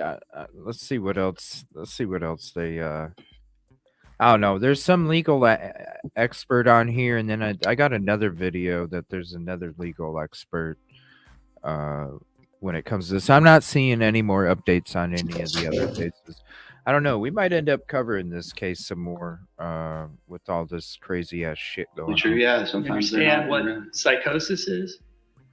Well, now you're getting outside of my knowledge of mentally ill people. Okay. So do you accept that sometimes mentally ill people will behave in ways that may seem like one thing when it's not?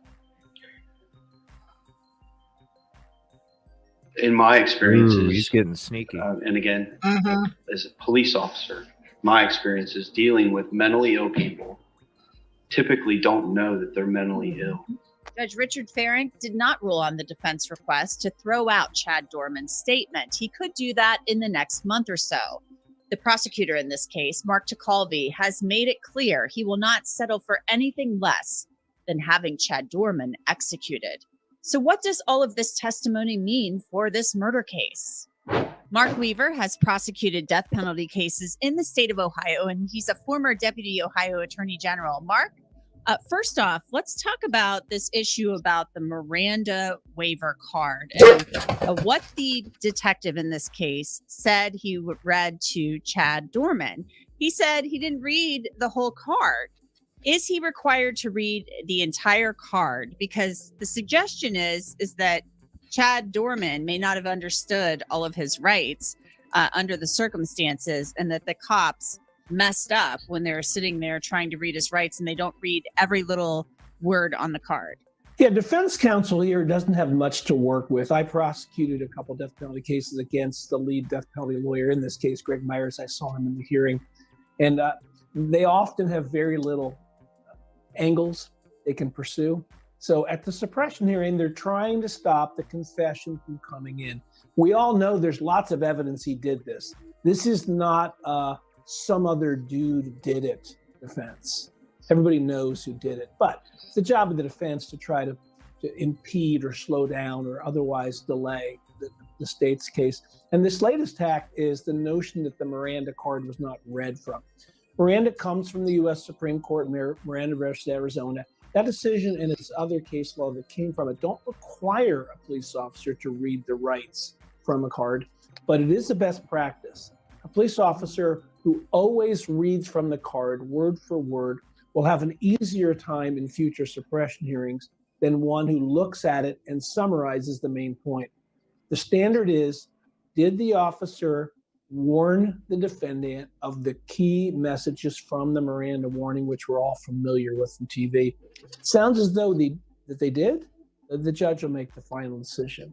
Another concern here, watching this hearing, was the fact that the detective on the stand testifying said, you know, he said stuff about a lawyer, and this is under questioning by the defense. You know, he said stuff about a lawyer, and then it sounded like he said Laura, and so I was confused.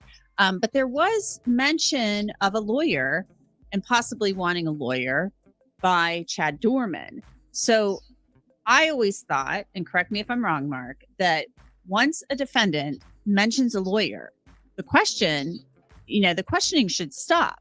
And, you know, it's kind of incumbent upon the detective in the room to say, wait, are you asking for a lawyer? But the defense is saying, you didn't do that. You didn't ask that clarifying question. Your response to that?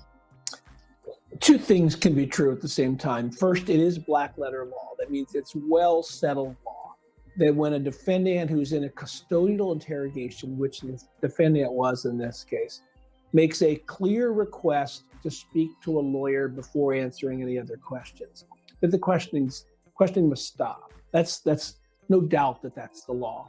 The question for this judge is whether that's what happened in this particular interrogation.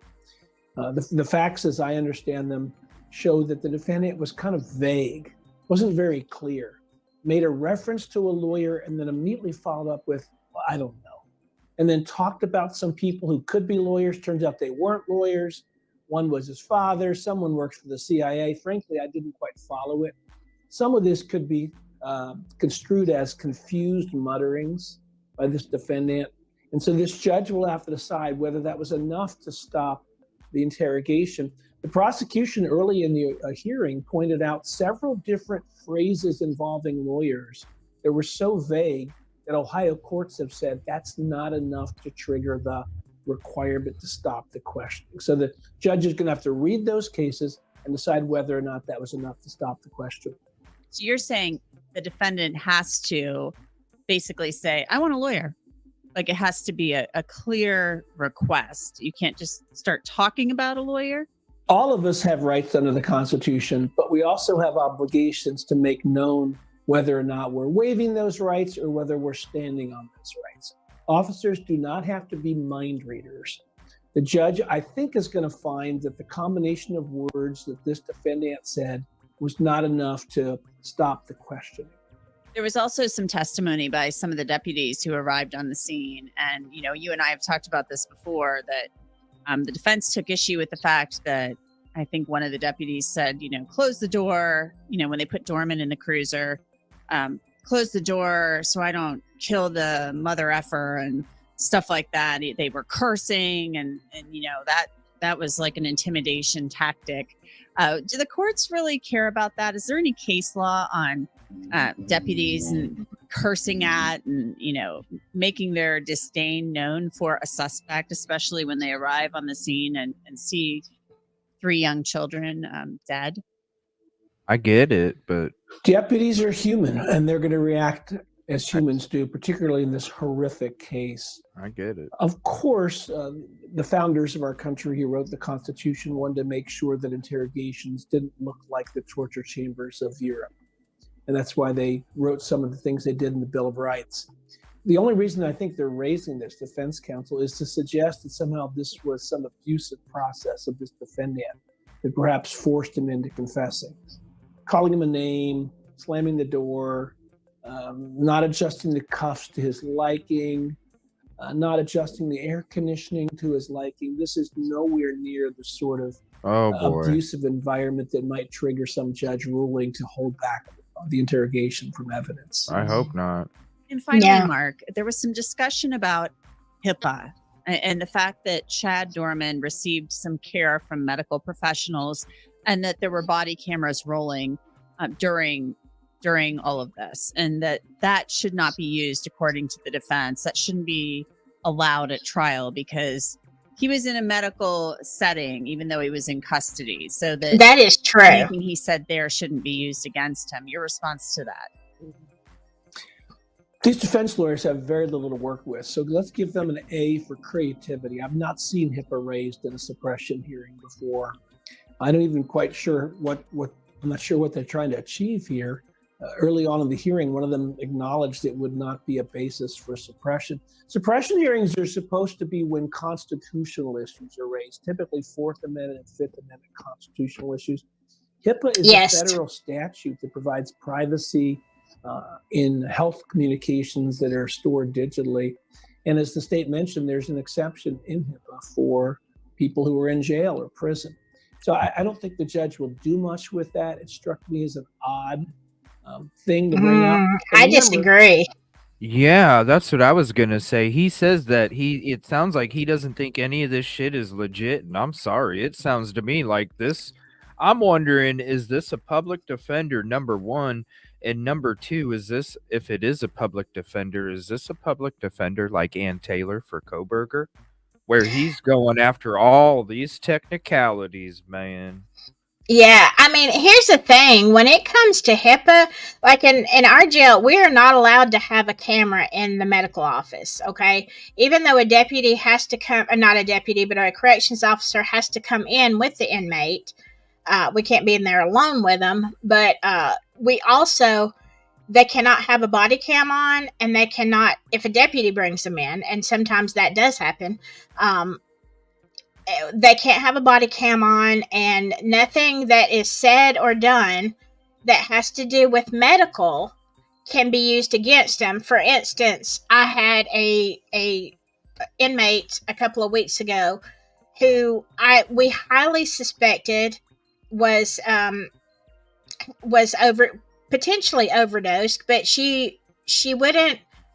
I can't even remember what she was arrested for, but she was getting sicker and sicker, and I kept telling her, I was like, sweetheart, I don't care what you took. Nothing that I need you to tell me the truth. You tell me what's in your system so we can treat it, because you're not going to catch a charge for this. Like, it has nothing to do with it. What you tell me, it is between us. It's protected by HIPAA, and there's nothing that can go against you. Well, as it turns out, she was still afraid she was going to catch a charge. She had swallowed a bag of heroin. And, eventually she still wouldn't admit it. Eventually she threw up a little bit of a plastic bag. She was getting worse and worse. And then I guess she would not go to the hospital. And I'm sitting here begging her to please just tell me, And I think finally I think she realized that she was going to die if she didn't. And she admitted that she swallowed a bag of heroin. Now, she didn't catch charges for that. She only had the original charges. And so I know how important HIPAA is. And I don't see how that wouldn't, I don't see how they could show that to a jury. Now, and as far as insanity, here's the thing. I think what they're not taking into consideration is that after Doerman, okay, it said he was taking a nap. He got up. Okay, he gets up, grabs the gun from a nap with the intention of doing this. So that's one thing. But his being, saying things and saying things all in one sentence and all that, that is adrenaline. Because at the point that he did that and he's, doing this shooting range thing with his kids, once he realizes what has happened, yeah, that adrenaline is flowing and you're not going to make sense. That doesn't mean you're insane. It does not improve insanity just because you're talking, crazy and all that. That's called adrenaline, people. And I just had that situation today in jail where I had somebody who was, jumped. And so I was trying to treat him, see what's wrong. And I'm trying to ask him, and there's nothing wrong with him. I mean, he's normally, he's responds, like anybody else. But he really couldn't tell me a whole lot is because of the adrenaline. And I had to wait till he could calm down so I could ask him questions. And insanity is not going to, and it shouldn't be based on what he said at that moment of the arrest, but prior to it. If he had, was he ever treated for mental illnesses? Does he have a diagnosis? Is this a long, ongoing problem? That would be insanity. Not getting up from a nap and then acting crazy, Well, yeah, but he said, remember when they said that on the body cam at one point, the officer said, why did my wife, or why did she let me do this? Or what did she let me do? Or something to that effect. Yeah. Which is saying to me that it is an ongoing situation. If he, maybe the wife knows about the mental situation, and I mean, you could be right. That could be yeah. But at the same, but also in that moment of that hyper reality that he was living in, he why could would he say that? well, because immediately, like your brain, okay, imagine CJ that you have just committed this crime and for whatever reason that you got up and decided to do this, like your brain is automatically rejecting. You can't deal with what you just did. Put it on somebody I know, else. You know what I'm saying? but you're admitting it though.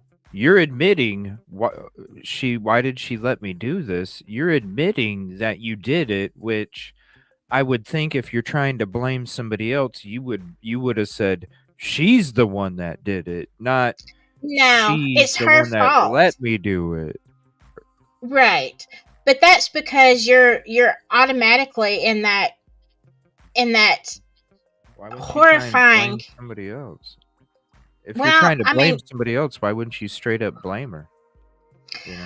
because obviously she didn't do it, but you're Yeah. like, you can't, in that kind of horror situation, your brain cannot conceive that you actually did this. It had to be somebody else's fault because you can't take responsibility. It's kind of like a narcissist. I took But it like this when he said that. I took it like she knows about my unstable mental capacities. It's something that we've been working through, and she knows that I get these thoughts, and she knows that, you know what I mean? Like, I feel like what he's saying, and we'll find out in trial. I yeah, feel like yeah, what we he's will. saying is she already knows about my mental issues, And that's why I'm not putting the blame on her. I'm saying, like, yeah, it's denial, but at the same time, you're like, if she would have not gave me banana pudding, which sends me in a trigger, like she already knows not to give me banana pudding, right? Kind of shit. And she gave me Yeah, banana pudding, and she knows that my mental can't handle banana pudding. but and that would have to be proven. I mean, yeah, you're right. This is going to have to come That's in where I'm coming trial. from. That's where I'm coming Yeah. from. I mean, it could be if he has a long-standing history and stuff that she. But just Not looking that at it's it, an excuse. I don't want no. people to think that. No. Oh no. But just looking at it at face value, I would say it's a combination of his adrenaline and the horror of what he did, and he's probably also narcissistic. Oh, If sure. and then because a narcissist will do the worst possible things to you and blame you for it. Yeah, that's what I mean. Why wouldn't he then, if he was that much of it? Not saying he's not, because he took out his own offspring. Yeah. But what, like, if you were that much, then why wouldn't you concoct a story that she was the one that did it and you were the one that took the gun away and waiting for LE to show up, and that's why you were sitting next to the gun on the steps? Now, You would have blamed it on her. Like, I'm the one that stopped her. Right. Yeah, I think if he had sat there for an hour, like if it hadn't been like the police were there, so quickly, I think if he had sat there, he would have concocted a story like that. I don't think he Right. was, and I think because of it just happening and in his state, I don't think he was able to think clearly, because you have to know, your gut, CJ, tells you what's right and wrong. And even though, and I just know how people are with a rush of adrenaline. They're just not normal, especially when you're in that situation. And, but yeah, if he had, if there were, and I'd like to know what led up to that, because they're all laying down taking a nap. That's Then what I'm saying. how, yeah. Like, she knew not to give him banana pudding, and that's why he's saying she let me do it because she triggered me, like, we laid down to have a nap and I woke up and there was banana pudding there, and she knows what banana pudding does, Yeah. That's why I did what I did. Right. And that, but if there is not a history, if there's not a history of that, then he's not going to be able to get out of that, I don't think. It's going to be interesting to, like Yoli said, to see what was really, like, did she know about these? Not that she's to blame at all. No one's saying that. We're just saying, like what you're saying, was there a history? Was there mental appointments and conversations, and we're working through this, and I know to make sure that we don't do these things that trigger these things, and because we all have loved ones that are going through things from whatever situations that might have happened in their life, and some of those situations can put people in these situations mentally.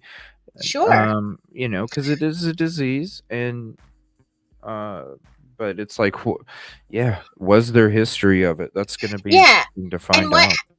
What happened earlier that day? Like, were they sitting around, and did she say, "Hey, look, I can't stand you anymore. I want a divorce and I'm taking the kids"? Because if that was, I mean, he could have just went nuts and thought, okay, well, if I can't have you, nobody is. I'll show you. You know what I'm saying? Right. Like, what led up to that? Yeah, who knows whatever was going on. Yeah, it's going to be an interesting trial. I feel like, even though it is going to be a really tough one, I feel like this is one that I think I'll be covering, just with all of these different things that the different lawyers are going to be coming back and forth with, and You know, like this is what they say. This is the first time what this HIPAA thing has been introduced. Yeah, That's going to be major. I can't, it's hard for me to believe that this is the first time that What do it's you going to do? be, Yeah. he's going to be very protected by HIPAA, even though I think, he should be But in then prison again, forever. yeah, it's going to be a it's going to be one of those moments of what do you do though? You know what I mean? You do have the protections of HIPAA, but at the same time, the motherfucker unalived Yeah. his 3 sons. So it's like, man, what do you do? That graphic in the back of us a second ago, the scale. What do you do? Yeah. What's too much and what's not enough? Well, at And least in this case, I mean, honestly, CJ, somebody could come into my office, into medical, and while I'm, treating something else, he could tell, that person could tell me, hey, I did this crime that I'm waiting on trial for, I did it, and he could give me all the description of why and whatever, but I would not be able to say a word. I mean, that would be it. What happens in medical stays in medical. And right. it's But then, so but that's I know, and that's what I mean. That's like, but you're talking about people that didn't unalive their 3 sons too at the same time. So it's like, yeah, you get all these rights, but now no. it's like, do you soften the stance on the HIPAA because of these kind of cases? Well, I mean, HIPAA really is health information, so I mean, technically, that's what it. Yeah, I but would it's going to say be it's used not. Yeah, I would in say the it's not future. health. Yeah, but in Yeah, the future, I guarantee you, other people are going to be like, "Oh, this is a benefit to argue insanity. This is another, suitcase we can add to the collection of things that we can argue or introduce with technicalities and such." I have a I feeling mean, this is going to be a major. It's like I feel like it's going to be like the first time the NFL introduced play action. All of a sudden, people thought the running back had the ball. And they're like, holy fuck! What the hell? Whoa! The yeah, quarterback tipped it. You know what I mean? And then all of a sudden, boom! It's common. yeah. Well, I mean, yeah. And when it comes to that, I guess they have to break down. I know it's health information. So on one hand, I want to say, okay, if it's not about your blood pressure, your diabetes, or whatever in the heck else you're in here for, it shouldn't be covered by HIPAA. But yet, if it could be a mental illness or, even a disorder like narcissism, I mean, that would still fall under medical. So I think it's really, really difficult. I mean, anything in writing, I mean, they can subpoena medical records.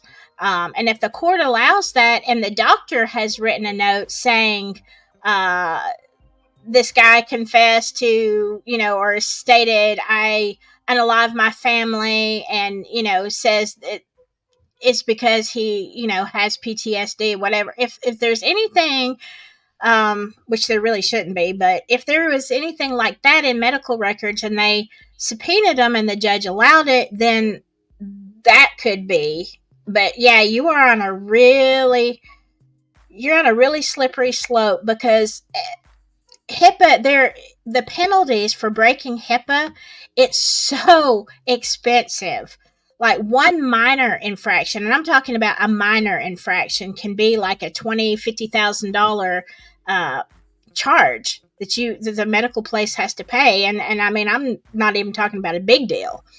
If I'm in the hospital elevator and I say something about, boy, Mr. Smith's sugar sure was high today, and there's somebody in there, not just me and another nurse or whatever, somebody from the secretaries in the elevator with us, and like, look, I could be fined $10,000 for that. That's crazy. A confession is a confession unless he was on medication. Or also not being provided. Also, if he wasn't allowed to have his medication, I mean, Yeah. you heard how they were kind of in the beginning of that video. You kind of heard how they were like doing certain things to kind of not.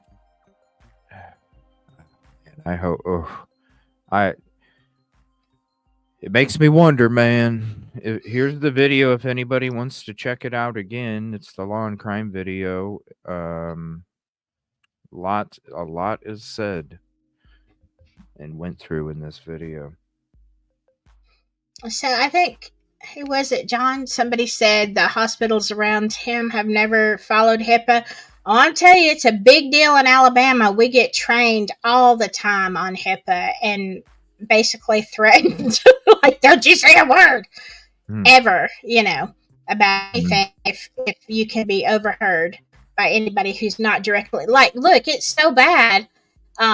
It's so tough here in my area that if you are on the hospital, and this is when I worked at the hospital, if you're on the hospital computer, and let's say there's somebody on your floor, but it's not your assigned patient, and I go into their chart, their electronic chart, and I see what their blood pressure was, or I just look at notes or anything about it, I can be charged with a HIPAA violation because it wasn't my patient and it wasn't a direct need to know. That's how tough it is. Wow.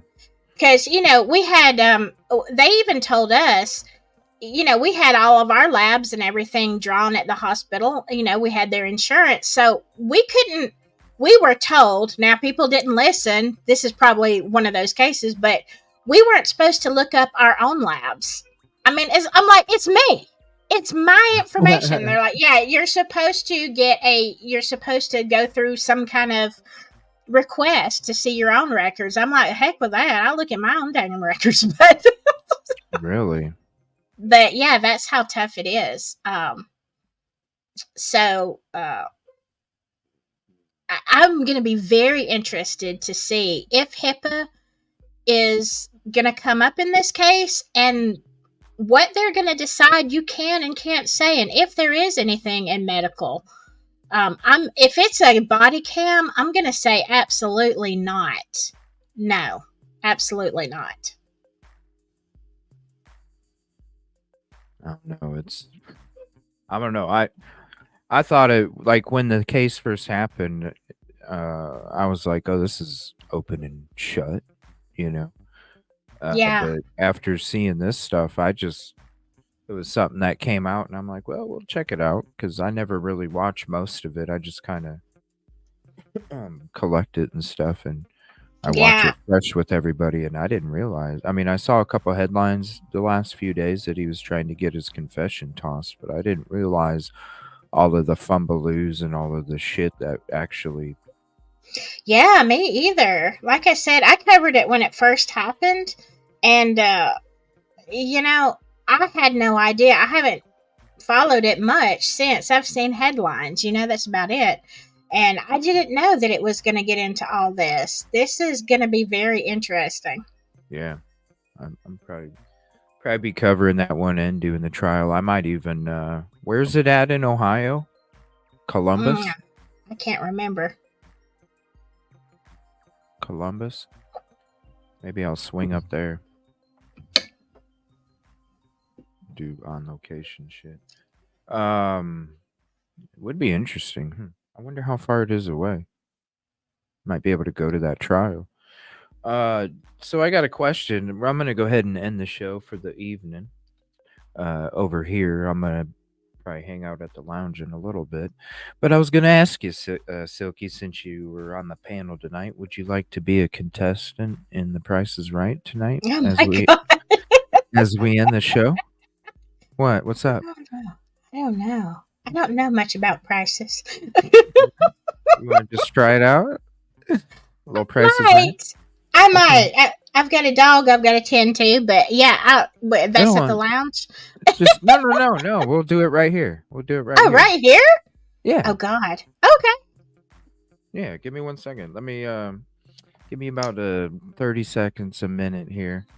Oh my God. You know what? I'm probably gonna lose. I hate losing. It's all good. It's called The Price is Right Decades. Okay. Oh, okay. So I might get it right 10 years ago. here, hold on 1 second.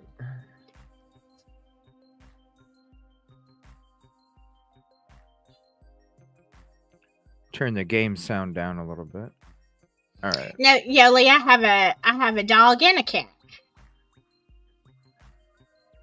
All right, let's get it on here. Let's see. Dun dun da da. Dun, dun, da, da, da, da, da, da, da, da, da. All right, so it's called Price is Right Decades. Okay. So what it does is when we go to play the game, it's gonna pick a certain decade, and you're gonna see that it's gonna have the backdrop of that decade. It's gonna have the prices of that decade. It's gonna have the prizes of that decade. That's why it's called Decades. And you can see to the left over here, I have some of the VHS tapes that we've collected on previous game shows. So we'll go ahead and go in here. And, Y'all gonna say how dumb I am. yeah. That's what you're gonna say. let's see what year we get. What year do we get? What year do we get? The Price is Right originally aired from 1956 to 65 and was hosted by Bill Cullen. It had wildly different rules. 1978, Silky. Oh. Well, I don't know if I know the price of anything in 1978, but we'll try. Hold on, let me turn it up just a little bit. Are you using OBS? Yeah, for this. Yep. Oh, okay. You're the next contestant on The Price is Right. Welcome to Contestants Row. The contestant with the bid closest to the actual retail price of the item without going over wins the item and gets to come up on stage to play a pricing game. Here's the item up for bid. A compactor. Compactor? Yeah. What is that? I don't What is know. a compactor? In regular plastic bags, it compacts approximately a week's worth of household trash into one trash bag, made only by a man. Look, I need that now. A compact All right, what's your trash bid? compactor. So you always get the last bid, Okay, Silky. please give me your bid. Have you played or watched Prices Yeah, Right? yeah, Okay. yeah. Okay. Good.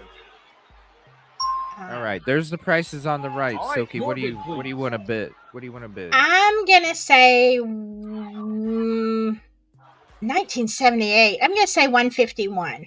151. All right. Actual retail price is Oh my God! Oh. In 1978, Oh. who could afford that in 1978? That's Oh. ridiculous. Wow, that was a good guess. All right. welcome to Contestants Row. You get another prize. The item up for bid. What do we got? Okay. It's a ship's wheel clock. The old salt ship's wheel clock finished in Virginia oak from handcrafted oak solids, accented with brass trimmings. Let's start the bidding.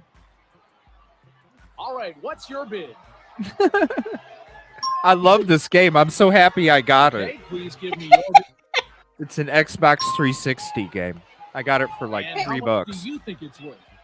I was like, Wow. hell yeah, we're doing this for game night. All right, your bid, please. All Oh right, my what's your bid, gosh. Silky? I'm gonna say, oh geez, I'm gonna say 200. 200. Actual retail price is. Oh, damn. Move on to the next round. Jesus. It's all good. It's all good. Now, I don't believe that. I remember as a kid seeing people that had those on the walls, and they didn't have no $300 and something to buy those. Hooray! Well, it's a video game, you know. Saver from Hardwick. It's a Solid State Edition range. eliminates standing gas pilots that saves 30% fuel. Continuous cleaning oven available in 4 colors from Hardwick Stove Company. Let's start the bidding. All right, what's your bid? $1. Your $1, bid? Bob. Or now it's Drew. I would And love how to much host do The you think Price it's is worth? Right. I would love to.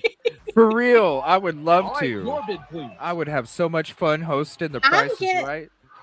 I'm gonna say 400. 400. I would have so much fun with the crowd.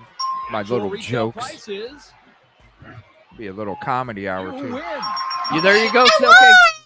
There you go. There you go. All right, what game do we get to play? I think it's the golf game. You're going to have a chance to win up to $10,000. You can win it playing Punch a Bunch. Punch a Bunch. Punch a bunch. Ooh, we I've haven't never played seen this one. this. You can use on the punch It's board. 1978, Each of Silky. these items has a value tag. You must guess for each item if their actual retail price is higher or lower than the value shown. If Okay. you guess correctly, you win a punch for the punch board. Higher or lower. Let's see what you'll be playing Oh, with. jeez. You need to earn punches. Romper Room's Marching Mickey Mouse to add more warmth, love, and laughter to 1978. your child's Romper Room years. Is the actual retail price higher or lower? Higher or lower than $15. It's Mickey Mouse in 1978. Lower. Lower. Ooh, you got one. Brighton's World with a 24-piece service for 8 in the Tony Somerset pattern. Is the actual retail price higher or lower? Higher. Higher. There you go. You're on a roll. Versatile dial-a-pot 3-in-1 cooker. Ooh, Fries, crock pot. steams, cooked vegetables, seafood, one-pot meals quickly, deliciously. From Hamilton Beach, Scoville. Is the actual retail price higher or lower? Lower. Lower. Ooh, look at that. Versatile West Bay baker and grill. Not only bakes delicious pizza, grills and warms as well. A Features pizza non-stick baker. surface and variable temperature controls. Is the actual retail price higher or lower? $23. Ooh. Oh. That's I'm gonna say higher. higher. Now let's go over to the board and earn I don't some know cash. if you got it or not. Okay, it's time to earn some cash. You'll have a chance to punch one hole per punch you earn. Okay. We'll check the slip every time you punch. You can either keep the slip and leave with the money, or discard it and try another hole. All right, let's go punch it. So you can keep it or punch 3 discard more it. times after this one if you don't. Okay. So you I tell can- me what letter under punch board and then how many from the bottom. Let's do You? one.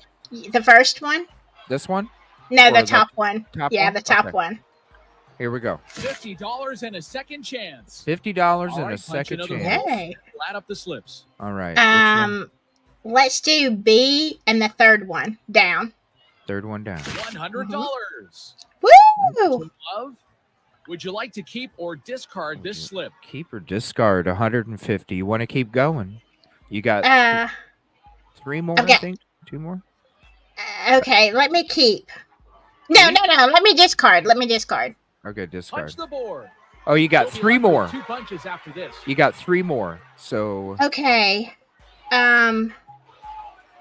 I want A, the next to the last one. next to this one right here. Uh-huh. Okay. $50. $50. Would you like to keep or dang discard it. this slip? I already know, but I'm gonna wait for you. Discard it. It's time Discard. to punch a hole. You 2 can only more. punch once more after this one, so let's hope it's a big number. Let's do C all the way at the bottom. All the way at the bottom. $100. Oh, Would you like to keep or discard this slip? I don't How know. many punches do I have left? You got 1 left, and you have 2 that have 10,000, 3 that have 5,000, 6 that have 1,000, 10 that have 500, 10 that have 250, 10 that have 100, 10 that have 50, and 4 second chances. Okay. I want to go under the P and do the very last one. Your last punch. Good luck. All right, here we go. Last punch. $100. Oh, well, Oh, not bad. wow. It's your last punch. Congratulations Not on your bad. win. I can buy a crock pot or 2. There you go. There you go. Getting jiggy with it. No. We're not done yet. Welcome to the Showcase Showdown. Showcase Showdown. You'll spin the wheel. If your spin or your combination of 2 spins is higher than the current leader, you'll win the chance to play in the showcase. Be careful, though. If you go over $1, you'll lose. If your total is exactly $1, you'll win $1,000, and you'll spin again for a chance at even more bonus cash. All right. This is the current leader. Your score to win. 70. That's not bad. We can. It's hopefully your we can turn to beat it. spin. Okay. Detective says hit 85. Yeah.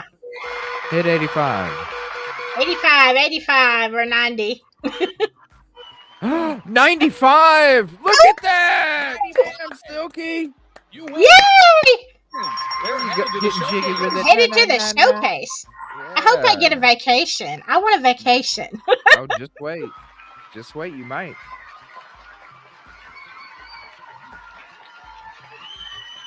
Welcome to the showcase.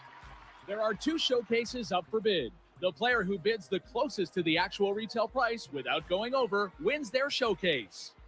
If your bid is within $100 of the actual retail price of your showcase, you win both showcases. Let's see the first showcase. First Your showcase. begins with this new playroom. Caddy. Ooh, a First, pinball a machine. Yeah. This zone is I like that. I wish I play had right one. off-lead. The I thrill love of Yeah, I pinball. suck at it, but I like to play. pool. Fun for the whole family. It was my favorite game because, like, you would go to the arcade when I was younger. We would go to the laundromat, and we would only have 4 quarters, right? And we had to make that shit last like 3 hours. And so, Yeah. that's when I learned how to do pinball, and I learned to make them fucking quarters last on that pinball machine. Trust me, I was like, man, because you'd play for 5 minutes, and then you're sitting there watching some dumbass soap, all bored and shit as a kid, and it's like, man, this is boring. So then it's like, all right, I gotta figure this pinball game out. I gotta, get them high ass scores, and you can go for 20, 15 minutes, on 1 quarter. It's beautiful. Yeah. I love pinball. I wish I had. Sorry, just a little life moment there. No, yeah. See, I would be Being a the poor one kid. that I would be out of quarters in probably 15 minutes, but Oh, I did too the first few times, but then I'm like, yo, I gotta, because my mind, I'm like, I gotta figure something out. That's what I was like. That's what I'm like. Pinball. If I keep getting a high score, then I keep getting free balls, and then I can keep playing and playing and playing. yeah. That's what became my favorite game. Out of just because the opportunity ended up being my favorite game. Oh, wow. I still love it. I suck at it, but I still love it. Oh, I love it. I love it. I love it. All right, here we go. Buccaneer. Also, this pool table. Ooh. Oh, wow. The El Grande Yeah. model. The slate paste is covered in rich red felt from Murray & Son. And the whole family will enjoy this electronic blackjack game. Wow. Oh, my gosh. This is 1978 too. From 1 to 4 players, even this exciting version of blackjack with the machine acting as the dealer. And Wow. relax right here. And in your this too? No. And this too? Again by Schaefer Brothers. Crafted rich wool. Look at that. The plaid with the fake leather. Woo! Woo, that's styling. Comfort that is yours. And to brighten any room, this carpeting. 40 Carpet, square too? yards of carpeting from the Nice and Easy collection of Cambridge Carpeting. Wow. Wow. One comes with a variety of modern, fiery, warm, and earthy colors. Look at that Durable carpet stainless too. system It's from not that. Cambridge Wait, can I get it in shag? I've got to Right? have some like orange shag. Carpeting. Look Oh my gosh. I'm like, Even I need a more. vacuum. Wow. Even more. I want to know, CJ, is how they expect me to clean the house with a vacuum when I got a pinball machine and a TV and a pool Right. table there. I ain't gonna get no Right. cleaning done. Blackjack. All sorts. Do you want to bid or pass on this showcase? Wow. Do you want to bid or pass? I don't know. My God, that's a lot of stuff, but I don't know how much it cost back in 1978. That's true. I'm gonna pass. All right, pass. This is your opponent's bid. Let's see what she bids, right? Yeah. In 1978. 6154. On the second showcase. Remember, you don't want to go over. You want to go under. Right. I wouldn't have bid that high. Right. Room. A new dining room. By Richardson Brothers, a fine early American dining room. Richardson Brothers dining room set is crafted in solid hard rock maple with luxurious mission pine finish. And for a lovelier table, is China. Fine China, service for 6. Caddy. Elegant table appointments in fine arts rose. Fine arts. From Fine Arts Sterling Silver Company. Yeah. Look at that. That's And to brighten flashy. any room in your house, this carpeting. Oh, more carpet. I get some more shag rug. Yay. More 40 carpet. square yards of Pat Craft First Impression carpet made of 100% quality nylon heat set. Comes in 14 decorator colors. Quality, long wear, and ease of care by Pat Craft Mills. With a paintbrush. It's carpet with And a paintbrush. finally, enjoy this. Oh, you remember those? Oh my gosh, yeah. Does it have the record player on the top? This is the Philco home theater combination. You flip up with the a lid, Oh, there's a wait. record player. Oh, there's gotta be. Stereo receiver, automatic turntable, and Yep. 8-track tape player. Turntable and It's a 8-track, baby. Yeah. Can be yours. Oh, if yeah. The price is right.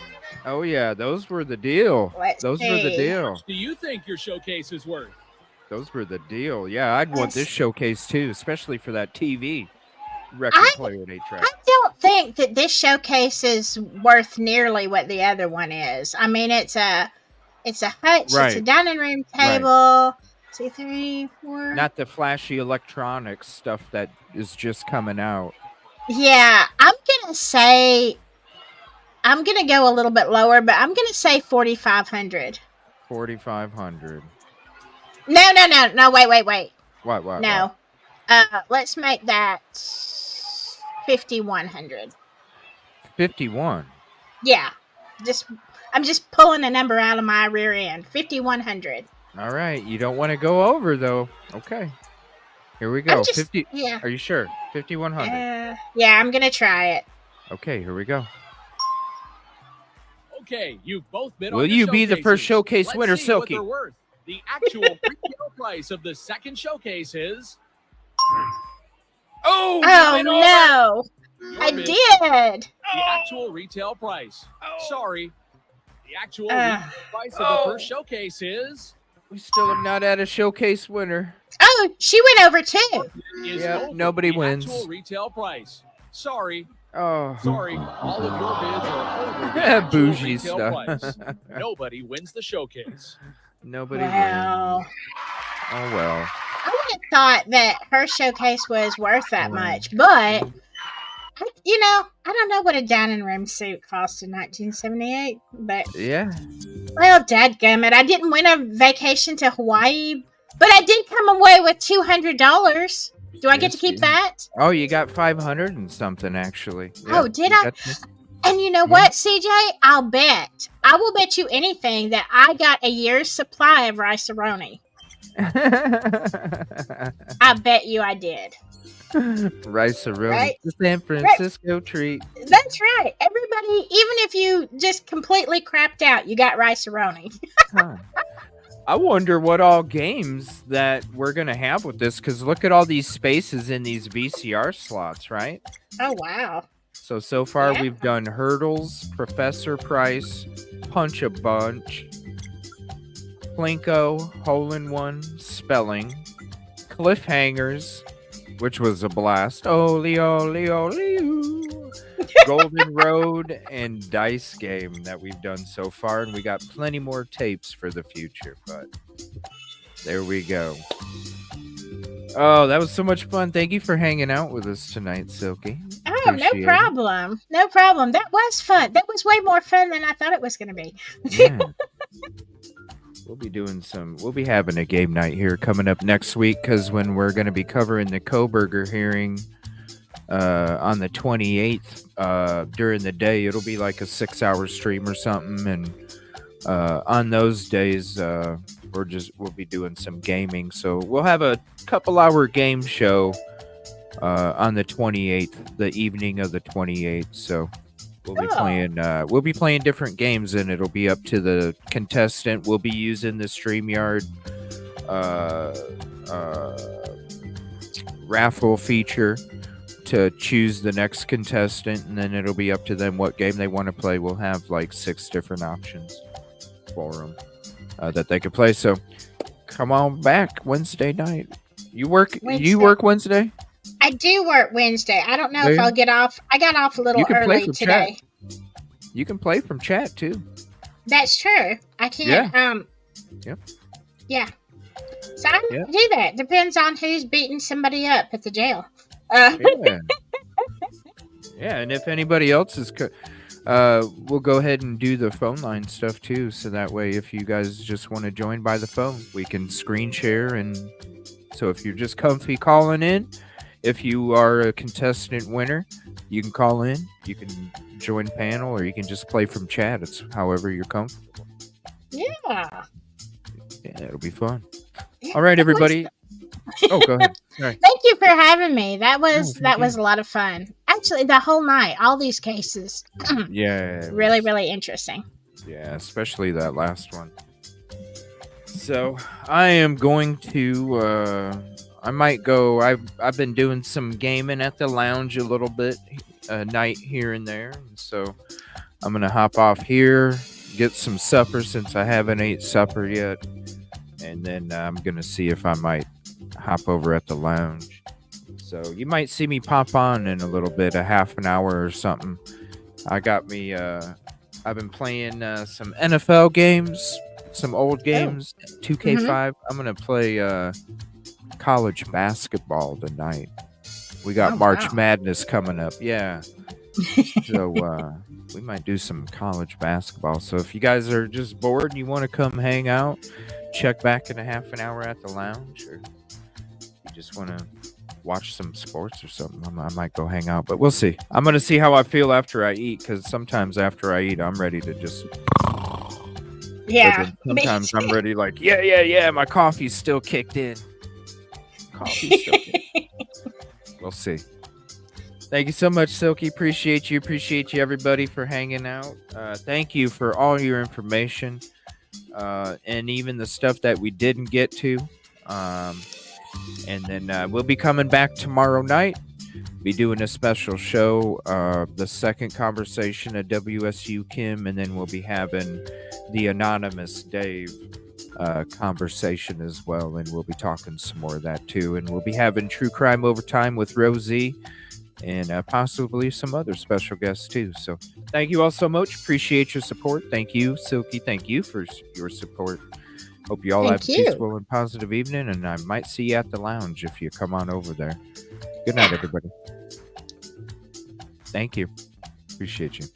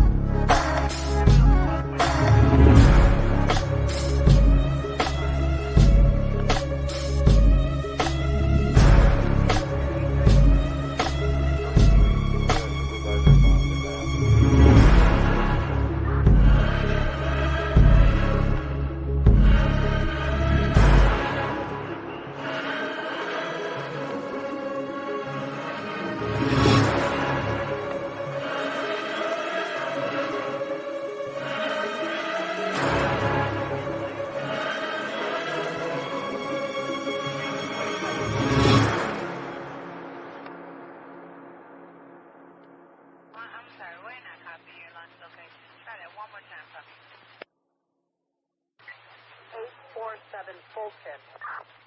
E47 Fulton, okay. 10 o'clock.